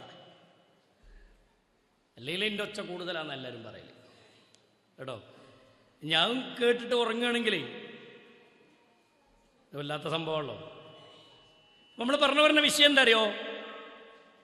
ഖുൽ ഹുവ അല്ലാഹു അഹദ് അല്ലാഹു സമദ് ലം യലിദ് വലം യൂലദ് വലം യകുൽ ലഹു കുഫുവൻ അഹദ്. അവൻ ആരുടെയും വാപ്പയല്ല, ആരുടെയും ഉമ്മയല്ല, ആരുടെയും പിന്നെ മകനോ മകളോ അല്ല അല്ലാഹു. അവൻ ജനിച്ചിട്ടില്ല, ജനിപ്പിച്ചിട്ടില്ല. ലം യലിദ് വലം യൂലദ് വലം യകുൽ ലഹു കുഫുവൻ അഹദ്. അവന് തുല്യനായി ഭൂമി ലോകത്ത് ഒരു ശക്തിയും ഒരു വ്യക്തിയും ഒരു വസ്തുവും ഇല്ല. ഇത് ഓതിയിട്ട് ഉറച്ച് വിശ്വസിക്കുന്നവരല്ല നമ്മൾ, അല്ലേ? അള്ളാഹ്ക്ക് തുല്യനായി ഭൂമി ലോകത്ത് ഒരു ശക്തിയുമില്ല എന്ന് ഉറച്ച് വിശ്വസിക്കുന്ന നമ്മളെ സംബന്ധിച്ചിടത്തോളം പിന്നെ നമ്മളെങ്ങനെ അള്ളാഹുവിൻ്റെ അള്ള കാണും പോലെ, അള്ള കേൾക്കും പോലെ, അള്ള സഹായിക്കും പോലെ ഇന്ന ആള്, ഇന്ന വ്യക്തി, ഇന്ന മനുഷ്യൻ സഹായിക്കുമെന്ന് നമ്മൾ വിശ്വസിക്കുക എങ്ങനെ? ഈ ആയത്ത് ഓതുന്ന ഒരു മുസ്ലിമിന് അത് പ്രഖ്യാപിക്കാൻ കഴിയോ? പറ്റൂല. റബ്ബല്ലാത്തവർ പ്രാർത്ഥന കേൾക്കുമെന്ന് പറയാൻ പറ്റൂല. നിങ്ങൾ പരിശുദ്ധ ഖുർആനിലെ ആയത്തുകൾ നോക്കി. നിങ്ങൾ അല്ലാഹു സുബ്ഹാനഹു വ തആല നമുക്ക് പഠിപ്പിച്ചു തരാണ്. അന്നൽ മസാജിദ ലില്ലാഹ്, തീർച്ചയായും പള്ളികളൊക്കെ അല്ലാഹുവിനുള്ളതാണ്. ഫലാ തദ്ഉ മഅല്ലാഹി അഹദാ. അന്നൽ മസാജിദ ലില്ലാഹ്, പള്ളികളൊക്കെ അല്ലാഹുവിൻ്റെതാണ്. ഫലാ തദ്ഉ, അതുകൊണ്ട് നിങ്ങൾ ദുആ ചെയ്യല്ലേ, മഅല്ലാഹ്, അല്ലാഹുവിൻ്റെ കൂടെ, അഹദൻ, ഒരാളോടും, അഹദൻ, ഒരാളോടും. അപ്പോൾ ഈ ആയത്ത് ഈ ആയത്തിനൊന്ന് നമ്മൾ മനസ്സിലാക്കുക. ഈ ആയത്തിനെ നമുക്കൊന്ന് ഉൾക്കൊള്ളേണ്ടത് എങ്ങനെ അറിയുങ്ങൾ? ഈ ആയത്തുങ്ങൾ ഇതീത്ത അർത്ഥം ഉണ്ടല്ലോ, നിങ്ങളെ ബുക്കിലെ അർത്ഥം അതൊന്നും മാറ്റി വെച്ചാൽ. എന്നിട്ട് നമുക്ക് ഇഷ്ടമുള്ള പണ്ഡിതന്മാർ എഴുതിയ തഫ്സീർ ഉണ്ടാകുമല്ലോ. കേരളത്തിൽ മലയാളത്തിൽ പരിഭാഷ എഴുതിയ ഒരുപാട് തഫ്സീറുകൾ, വലിയ ഖാദി എഴുതിയ തഫ്സീറുണ്ട്, റഹ്മത്തുല്ലാ ഖാസിമിൻ്റെ തഫ്സീറുണ്ട്. അതേപോലെ തന്നെ പിന്നെ ഒരുപാട് പണ്ഡിതന്മാരുടെ തഫ്സീറുകൾ, സുന്നിൻ്റെ, മുജാഹിദിൻ്റെ, ജമാഅത്തിൻ്റെ എല്ലായിടത്തും പരിശോധിക്കുക. എല്ലാവരും തഫ്സീറുണ്ട്. നമുക്ക് ഇഷ്ടമുള്ളൊരു തഫ്സീർ എടുക്കാം, വിശ്വസ്തരായ ഒരു പണ്ഡിതൻ്റെ തഫ്സീർ എടുക്കാം. എന്നിട്ട് ഈ ആയത്തിന് അതിൽ എന്താണ് അർത്ഥം കൊടുത്തിക്കണമെന്നൊന്ന് നോക്കുക. എന്നിട്ട് ഈ അർത്ഥം കൂടി നോക്കുക. രണ്ടിൽ എന്തെങ്കിലും വ്യത്യാസം ഉണ്ടെങ്കിൽ അടുത്ത മാസം എന്നോട് വന്നിട്ട് നിങ്ങൾ പറയണം. പറയോ? നിങ്ങൾ പറഞ്ഞ അർത്ഥം തെറ്റാണ്, ഈ പുസ്തകത്തിലുള്ള അർത്ഥം തെറ്റാണ്, ഈ ആശയമല്ല ഇതിലുള്ളത് എന്ന് പറയാൻ പറ്റുമോ? അന്നൽ മസാജിദ ലില്ലാഹ്, എന്തിനാ വിശദീകരണം? നമ്മൾ തന്നെ ഒന്ന് വാക്കർത്ഥം വെച്ച് നോക്കി. അന്നൽ മസാജിദ ലില്ലാഹ്, തീർച്ചയായും പള്ളികൾ അല്ലാഹുവിനുള്ളതാണ്. ഫലാ, അതുകൊണ്ട് അരുത് കേട്ടോ, തദ്ഉ, നിങ്ങൾ ദുആ ചെയ്യരുത്, പ്രാർത്ഥിക്കരുത്, മഅല്ലാഹ്, അല്ലാഹുവിൻ്റെ കൂടെ, അഹദൻ, വേറെ ഒരാളോടും. അല്ലേ? എത്ര വ്യക്തമാണ് പരിശുദ്ധ ഖുർആനിന്റെ പ്രഖ്യാപനം. അത് അള്ളാഹിനോട് മാത്രമാവണം, റബ്ബിനോട് മാത്രമാവണം. ഇനിയുള്ള അർത്ഥങ്ങളൊക്കെ നിങ്ങൾ ആ ഒരു ചിന്തയിൽ നിന്നിട്ട് നിങ്ങളൊന്ന് പരിശോധനയ്ക്ക് വിധേയമാക്കിയാൽ മതി. എവിടെ തെറ്റ് എന്നുള്ളത് നമുക്ക് മനസ്സിലാവും, എന്താ പ്രശ്നം എന്നുള്ളത് നമുക്ക് മനസ്സിലാവും. ഇനി അള്ളാഹു ശക്തമായി പ്രഖ്യാപിച്ചൊരു പ്രഖ്യാപനമാണ് തൗഹീദുമായി ബന്ധപ്പെട്ട വിഷയം. ഖുൽ ഇന്നമാ അദ്ഉ റബ്ബീ വലാ ഉശ്രിക് ബിഹി അഹദാ. ഖുൽ, നബിയെ പറഞ്ഞു കൊടുക്കണം അവരോട്, ഇന്നമാ അദ്ഉ റബ്ബീ, ഞാൻ എൻ്റെ റബ്ബിനോട് മാത്രമേ ദുആ ചെയ്യുകയുള്ളൂ. അദ്ഉ, ഞാൻ ദുആ ചെയ്യുകയുള്ളൂ. റബ്ബി, എൻ്റെ റബ്ബിനോട് മാത്രമേ ഞാൻ ദുആ ചെയ്യുകയുള്ളൂ. വലാ ഉശ്രിക്, വലാ ഇല്ല, ചെയ്യുകയില്ല, ഉശ്രിക് പങ്കു ചേർക്കുകയില്ല, ബിഹി അഹദാ, അള്ളാഹുവിൻ്റെ കൂടെ, ആ റബ്ബിന് കൂടെ വേറെ ഒരാളോടും ഞാൻ വിളിച്ചു പ്രാർത്ഥിക്കുകയില്ല. റബ്ബിനെയല്ലാതെ വേറെ ഒരാളെയും ഞാൻ വേറൊരു വ്യക്തിയോടും ഒരു വസ്തുവിനോടും ഒരു ശക്തിയോടും ഞാൻ വിളിച്ചു പ്രാർത്ഥിക്കുകയില്ല. സൂറത്തുൽ ജിന്നിലെ 20-ാമത്തെ ആയത്ത്. നേരത്തെ ഓതിയത് സൂറത്തുൽ ജിന്നിലെ 18-ാമത്തെ ആയത്ത്. പരിശോധിക്കണം കേട്ടോ. ഞാൻ ഈ ക്ലാസ് ചുരുക്കുകയാണ്. ഇന്ന് വേറെ വഴിക്ക് പോകാണ്ട്, അതും കൂടി കഴിഞ്ഞിട്ട് വേണം പോകാനേ. ഞാൻ പഠിപ്പിച്ചൊരു കുട്ടീൻ്റെ കല്യാണമാണ്, നിക്കാഹാണ്. ഞാൻ തന്നെ പോയി നടത്തി കൊടുക്കണം. അപ്പോൾ നേരം വൈകാൻ പാടില്ലല്ലോ. അപ്പം പറഞ്ഞു വന്നത് എന്തറിയോ, അല്ലാഹു സുബ്ഹാനഹു വ തആല പിന്നെ പഠിപ്പിക്കുന്ന വാക്ക്, റഹ്മാനായ റബ്ബിനോട് മാത്രമേ ഞാൻ ദുആ ചെയ്യുകയുള്ളൂ, ആ റബ്ബിൻ്റെ കൂടെ വേറെ ഒരാളെയും ഞാൻ പങ്കു ചേർക്കുകയില്ല എന്ന് പ്രഖ്യാപിക്കാം അല്ലാഹു സുബ്ഹാനഹു വ തആല പഠിപ്പിച്ചു. മറ്റൊരായത്ത് നോക്കി നിങ്ങൾ. അല്ലാഹു സുബ്ഹാനഹു വ തആല പറഞ്ഞു, നിങ്ങൾ പ്രാർത്ഥിക്കുന്ന വസ്തുക്കളോ വ്യക്തികളോ റബ്ബല്ലാതെ നിങ്ങൾ ദുആ ചെയ്യുന്ന ഒരാളും ഒന്നിനെയും ഉടമപ്പെടുത്താത്തവരാണ്. യൂലിജുൽ ലൈല ഫിന്നഹാർ യൂലിജുൻ നഹാറ ഫില്ലൈൽ വസഖറ അശ്-ശംസ വൽ ഖമർ കുല്ലുൻ യജ്രി ലിഅജലിൻ മുസമ്മാ ദാലികുമുല്ലാഹു റബ്ബുകും ലഹുൽ മുൽക്ക് വല്ലദീന യദ്ഊന മിൻ ദൂനിഹി മാ യംലികൂന മിൻ ഖിത്മീർ. എത്ര മനോഹരമാണ് അല്ലാഹുവിൻ്റെ ഉദാഹരണം. അതേ രാവിനെ അവൻ പകലിൽ പ്രവേശിപ്പിച്ചിരിക്കുന്നു. രാവിനെയും പകലിനെയും അല്ലാഹു സംവിധാനിച്ചിരിക്കുന്നു. പകലിനെ രാവിലും അല്ലാഹു പ്രവേശിച്ചിരിക്കുന്നു. സൂര്യനെയും ചന്ദ്രനെയും അവൻ കൃത്യമായി നിയന്ത്രിക്കുന്ന, കൃത്യമായി നിങ്ങൾക്ക് വിധേയമാക്കി തരികയും ചെയ്തിരിക്കുന്നു. എന്നിട്ട് അല്ലാഹു സുബ്ഹാനഹു വ തആല പറഞ്ഞു, ആ റഹ്മാനായ റബ്ബ് അവനാണ് നിങ്ങൾക്ക് ഈ അന്നം നൽകുന്നതും വെള്ളം നൽകുന്നതുമൊക്കെ. എന്നിട്ട് റഹ്മാനായ റബ്ബ് പഠിപ്പിക്കുന്നത്, അല്ലാഹു അല്ലാത്തവരോട് നിങ്ങൾ പ്രാർത്ഥിക്കുന്നുവെങ്കിൽ, നിങ്ങൾ പ്രാർത്ഥിക്കുന്ന റബ്ബല്ലാത്ത മഹത്തുക്കൾ ഒരു ഈത്തപ്പഴക്കുരുവിന്റെ പാട പോലും സൃഷ്ടിക്കാത്തവരാണ്. ഈത്തപ്പഴക്കുരുവിന്റെ പാട പോലും ഉടമപ്പെടുത്താത്തവരാണ്. എങ്ങനെ? അല്ലാഹു അല്ലാതെ നമ്മൾ ദുആ ചെയ്യുന്ന ഏത് മഹാനാവട്ടെ, റബ്ബല്ലാതെ ദുആ ചെയ്യപ്പെടുന്ന, പ്രാർത്ഥിക്കപ്പെടുന്ന ഏത് മഹത്തുക്കളാവട്ടെ, ആരാവട്ടെ, റബ്ബല്ലാത്ത ഏത് മഹാനാണെങ്കിലും ശരി, അവരെ സംബന്ധിച്ച് അല്ലാഹു സുബ്ഹാനഹു വ തആല പറയാണ്, ഓലൊരു ഈത്തപ്പഴക്കുരുവിന്റെ പാട പോലും ഉടമപ്പെടുത്താത്തവരാണ്. എന്താണ് ആ ഉപമ? ഈത്തപ്പഴം കഴിച്ചിട്ടില്ലേ? റമളാനിൽ അതന്നെ ഇല്ലല്ലോ. അപ്പൊ ഈത്തപ്പഴം കഴിച്ചു കഴിഞ്ഞാൽ കുരു കിട്ടുമല്ലോ. അതിമൊരു പാടുണ്ട് കുരുവിന്റെ മുകളിൽ, അല്ലേ? ആ പാട പോലും സൃഷ്ടിക്കാൻ കഴിയാത്തവരാണ് നിങ്ങൾ പ്രാർത്ഥിച്ചുകൊണ്ടിരിക്കുന്ന വ്യക്തികൾ, നിങ്ങൾ പ്രാർത്ഥിച്ചുകൊണ്ടിരിക്കുന്ന വസ്തുക്കൾ, നിങ്ങൾ പ്രാർത്ഥിച്ചുകൊണ്ടിരിക്കുന്ന മഹാന്മാർ എന്ന് പരിശുദ്ധ ഖുർആൻ പഠിപ്പിക്കുകയാണ്. പിന്നെ അവരോട് പ്രാർത്ഥിച്ചിട്ട് കാര്യമുണ്ടോ? ഉണ്ടോ? ഒരു വസ്തുവിനെയും ഉടമപ്പെടുത്താത്ത ആളുകളാണവർ, ഒരു വസ്തുവിനെയും. ഇനി അങ്ങനെ റബ്ബല്ലാത്തവരോട്, ഈ പറയപ്പെട്ട രൂപത്തിൽ ഒരു ഉപകാരമില്ലാത്ത ഈ ആളുകളോട് നിങ്ങൾ ദുആ ചെയ്താൽ അത് ഏറ്റവും വലിയ വഴികേടാണ്. അല്ലാഹു സുബ്ഹാനഹു വ തആല പറയാണ് പരിശുദ്ധ ഖുർആനിലൂടെ അല്ലാഹു ബോധ്യപ്പെടുത്തുന്നത് സൂറത്തുൽ അഹ്ഖാഫിലെ 5-6 ആയത്തുകൾ. 5-ാമത്തെ ആയത്തിൽ അല്ലാഹു പഠിപ്പിക്കുകയാണ്, വമൻ അദല്ലു മിമ്മൻ യദ്ഉ മിൻ ദൂനില്ലാഹ് മൻ ലാ യസ്തജീബു ലഹു ഇലാ യൗമിൽ ഖിയാമ. വമൻ അദല്ലു, വഴിപിഴച്ചവൻ ആരുണ്ട്, മിമ്മൻ യദ്ഉ മിൻ ദൂനില്ലാഹ്,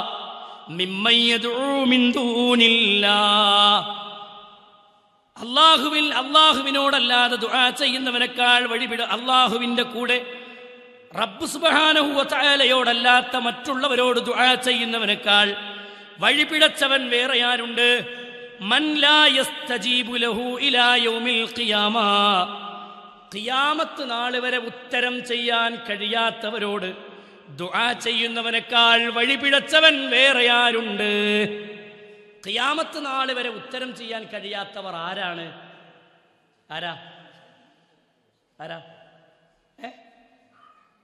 ഖിയാമത്ത് നാൾ വരെ ഉത്തരം ചെയ്യാൻ കഴിയാത്തവരെന്ന് പറഞ്ഞതേ എല്ലാം പെട്ടു. അല്ലാഹുവല്ലാതെ പ്രാർത്ഥിക്കപ്പെടുന്ന സകലതും പെട്ടു. നിർത്തിവെച്ച വിഗ്രഹം പെട്ടു, കടത്തിവെച്ച വിഗ്രഹം പെട്ടു, ഖബറിന്റെ ഉള്ളിൽ കിടക്കുന്ന മഹാന്മാര് പെട്ടു, പ്രവാചകന്മാര് പെട്ടു, അമ്പിയാക്കൾ പെട്ടു, ഔലിയാക്കൾ പെട്ടു, ശുഹദാക്കൾ പെട്ടു, ജിന്നുകൾ പെട്ടു, മലക്കുകൾ പെട്ടു, എല്ലാം പെട്ടു. ഒരാളും ഖിയാമത്ത് നാൾ വരെ പ്രാർത്ഥനയ്ക്ക് ഉത്തരം ചെയ്യാൻ കഴിയാത്തവരാണ് അല്ലാഹുവല്ലാതെ. റഹ്മാനായ റബ്ബ് മാത്രമാണ് പ്രാർത്ഥനയ്ക്ക് ഉത്തരം നൽകുന്നവൻ. മൻ ലാ യസ്തജീബു ലഹു ഇലാ യൗമിൽ ഖിയാമ വഹും അൻ ദുആഇഹിം ഗാഫിലൂൻ. നിങ്ങൾ പ്രാർത്ഥിച്ചു കൊണ്ടിരിക്കുന്ന ആളുകളില്ലേ, ആ മഹാന്മാരായ ആളുകൾ, അവർ നിങ്ങളുടെ പ്രാർത്ഥനയെ തൊട്ട് അശ്രദ്ധരാണ്. പ്രാർത്ഥനയെ തൊട്ട് അശ്രദ്ധരാണ്. മുഹമ്മദ് നബി വരെ, മുഹമ്മദ് നബി സല്ലല്ലാഹു അലൈഹി വസല്ലം വരെ, അള്ളാന്റെ റസൂല് പോലും എന്ത് ചെയ്യണില്ല? പ്രാർത്ഥന കേൾക്കൂല. ജീവിച്ചിരിക്കുന്നവരാണെങ്കിലും ശരി, മരിച്ചവരാണെങ്കിലും ശരി, ദുആ കേൾക്കാൻ കഴിയുന്നവനാരാ? അല്ലാഹ് മാത്രമാണ്. അതാണ് ഏറ്റവും വലിയ, ആ റബ്ബല്ലാത്തവരോട് പ്രാർത്ഥിക്കലാണ് ഏറ്റവും വലിയ വഴികേട്. എന്നിട്ട് അല്ലാഹു പറഞ്ഞു, ഇദാ ഹുശിറന്നാസ്, ജനങ്ങളെ മുഴുവനും ഒരുമിച്ച് കൂട്ടുന്ന ഖിയാമത്തു നാളിൽ, കാനൂ ലഹും അഅദാ വകാനൂ ബിഇബാദതിഹിം കാഫിരീൻ. നിങ്ങൾ പ്രാർത്ഥിച്ച പ്രാർത്ഥനയെ നാളെ ഈ മഹാന്മാർ പരലോകത്ത് നിഷേധിച്ചു കളയും.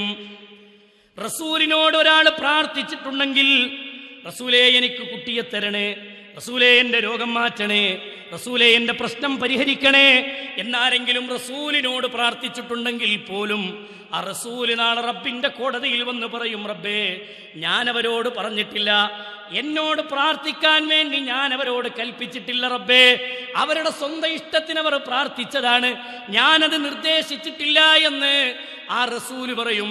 ഈസാ നബിയോട് പ്രാർത്ഥിച്ച ക്രിസ്ത്യാനികൾ, ഈസാ നബിയോട് പ്രാർത്ഥിച്ച ക്രിസ്ത്യാനികൾ, അതേ ഉസൈർ നബിയോട് പ്രാർത്ഥിച്ച ജൂതന്മാർ, ഇവരൊക്കെ നാളെ പരലോകത്ത് വരുമ്പോ ഉസൈർ നബി അവർക്കെതിരെ സംസാരിക്കും. ഈസാ നബി അലൈഹിസ്സലാത്തു വസ്സലാം, അതായത് യേശു ക്രിസ്തു ക്രിസ്ത്യാനികൾക്കെതിരെ സംസാരിക്കും. എന്തേ കാരണം? യേശു ക്രിസ്തു പഠിപ്പിച്ച വിശ്വാസത്തിന് വിരുദ്ധമാണ് യഥാർത്ഥത്തിൽ ക്രിസ്ത്യാനികൾ ചെയ്യുന്നത്. യേശു ക്രിസ്തു പഠിപ്പിച്ചത് റബ്ബിനോട്, അള്ളാനോട് മാത്രം പ്രാർത്ഥിക്കണമെന്നാണ്. യേശു ക്രിസ്തുവിനെ കുരിശിൽ തറച്ചപ്പോഴും പറഞ്ഞതാണ്, ഏലി ഏലി ലമ്മാ സബക്താനി, എലോഹിം എലോഹിം ലമ്മാ സബക്താനി, ദൈവമേ ദൈവമേ എന്നെന്തിനാ കൈവടിയുന്നത് എന്ന് യേശുക്രിസ്തു പ്രാർത്ഥിച്ചു. ഏത് ദൈവത്തിനോട്? യേശുക്രിസ്തുവിനെ സൃഷ്ടിച്ച ദൈവത്തിനോട്. ആ യേശുക്രിസ്തു ഏതൊരു രക്ഷിതാവിനോട് പ്രാർത്ഥിച്ചുവോ ആ രക്ഷിതാവിനോടാണ് നിങ്ങളും പ്രാർത്ഥിക്കേണ്ടതെന്ന് പരിശുദ്ധ ഖുർആൻ പഠിപ്പിക്കുക. അങ്ങനെ അല്ല, പിന്നെ അല്ലാഹു അല്ലാതെ ഈ പറയപ്പെട്ട മഹാന്മാരോടാണ് നിങ്ങൾ പ്രാർത്ഥിച്ചതെങ്കിൽ ആ മഹാന്മാർ നാളെ നിങ്ങൾക്കെതിരെ പറയും. നിങ്ങളുടെ പ്രാർത്ഥനയെ, ഇബാദത്തിനെ അവർ നിഷേധിച്ചു കളയും. അള്ളാഹു മനസ്സിലാക്കാനുള്ള തൗഫീഖ് നൽകുമാറാവട്ടെ. ഞാനിവിടെ അങ്ങോട്ട് നിർത്തുകയാണ്. ഇൻഷാ അല്ലാഹ് ബാക്കി കാര്യങ്ങൾ നമുക്ക് പിന്നീട് വിശദീകരിക്കാം. നമ്മൾ 14 പോയിന്റുകൾ പറഞ്ഞു നിർത്തി. ബാക്കി നമുക്ക് എന്ത് ചെയ്യാം? അടുത്ത ക്ലാസ്സിൽ നമുക്ക് വിശദീകരിക്കാം. റഹ്മാനായ റബ്ബ് മനസ്സിലാക്കാനുള്ള തൗഫീഖ് നൽകുമാറാവട്ടെ. ഞാൻ 2 മിനിറ്റ് കൊണ്ട് അവസാനിപ്പിക്കാം. അതെന്താ സംഭവം എന്ന് അറിയാം? ഇത്രയും കാര്യങ്ങൾ നമ്മളിവിടെ വിശദീകരിച്ചത്, പരിശുദ്ധ ഖുർആനിലെ ഓരോ വചനങ്ങളും നമ്മൾ വിവരിച്ചത്, ഓരോ ആയത്തുകളും നമ്മൾ വിശദീകരിച്ചത്, നിങ്ങൾ ആലോചിച്ച് നോക്കി. ഇവിടെ നമ്മുടെ സ്വന്തം ഇഷ്ടപ്രകാരം ഒരു വ്യാഖ്യാനം പറഞ്ഞിട്ടില്ല. നിങ്ങളുടെ പുസ്തകത്തിലുള്ള ആയത്തുകൾ, ഇന്ന് നമ്മളിവിടെ ഓതിയ വചനങ്ങൾ നിങ്ങൾ പ്രത്യേകം നോട്ട് ചെയ്തിട്ട്, ഞാൻ പറഞ്ഞല്ലോ നിങ്ങൾക്ക് ഇഷ്ടമുള്ള തഫ്സീർ എടുത്തോളി. ഇഷ്ടമുള്ള തഫ്സീർ, ആ ഏത് പണ്ഡിതന്റെ തഫ്സീറാണോ നിങ്ങൾക്ക് ആഗ്രഹം, കേരളത്തിലെ മലയാള പരിഭാഷപ്പെടുത്തിയ ഏത് തഫ്സീറാണോ നിങ്ങൾക്ക് താല്പര്യം, ആ തഫ്സീർ എടുത്തിട്ട് ഈ ആയത്തുകളൊന്ന് കൂട്ടിവെച്ചിട്ട് നിങ്ങൾ വായിക്കണം. അല്ലാഹു അല്ലാത്തവരോട് പ്രാർത്ഥിക്കാമെന്ന് ഏതെങ്കിലും ഒരു തഫ്സീറിൽ അടുത്ത ക്ലാസ്സിൽ നമുക്ക് അതിന്റെ ബാക്കി തുടർച്ച വരും. ഏതെങ്കിലും ഒരു തഫ്സീറിൽ ഉണ്ടോന്നാണ്. അല്ലാഹു സുബ്ഹാനഹു വ തആല ഇത്ര വരെ പറഞ്ഞു, റബ്ബിനോട് മാത്രം പ്രാർത്ഥിക്കണമെന്ന് പറഞ്ഞാൽ മക്കത്തെ മുശ്രിക്കീങ്ങൾക്ക് ദേഷ്യം വരും. എത്ര വ്യക്ത!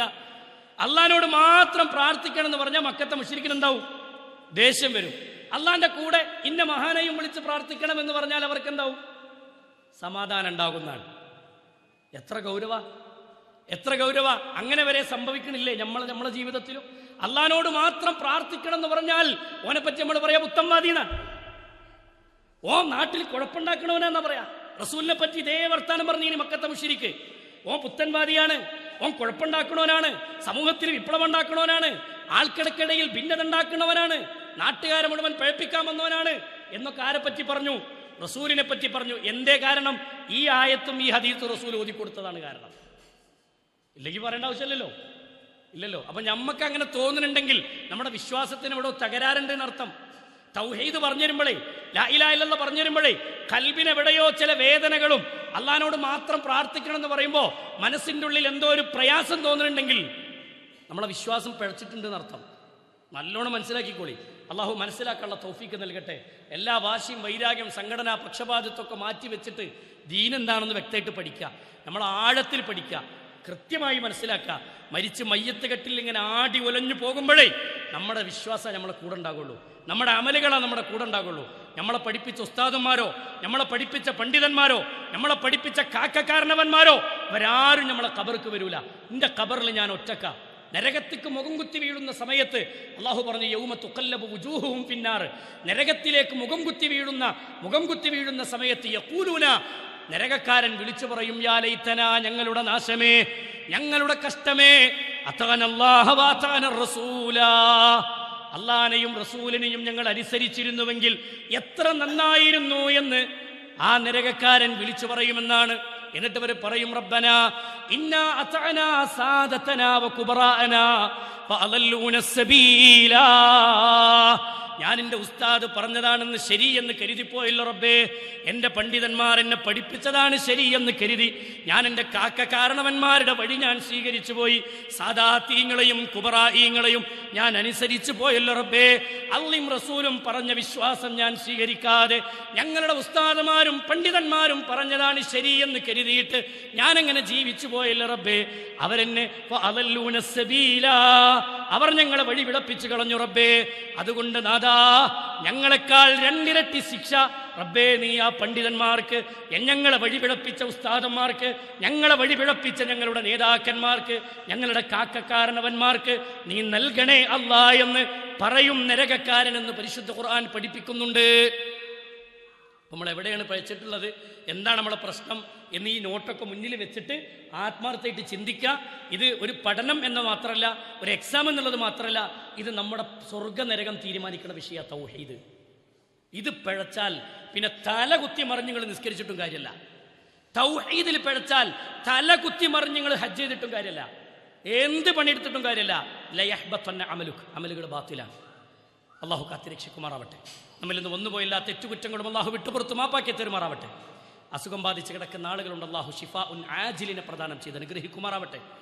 ഈ ഷെയർഡ് സംവിധാനം, ഷെൽട്ടർ ഇന്ത്യ പോലെയുള്ള സംവിധാനങ്ങൾ, ഇതിൻ്റെ പിന്നാലെ പ്രവർത്തിച്ചു കൊണ്ടിരിക്കുന്ന ആളുകൾക്ക് അള്ളാഹു സുബ്ഹാനഹു വ തആല അർഹമായ പ്രതിഫലം അള്ളാഹു നൽകി അനുഗ്രഹിക്കുമാറാവട്ടെ.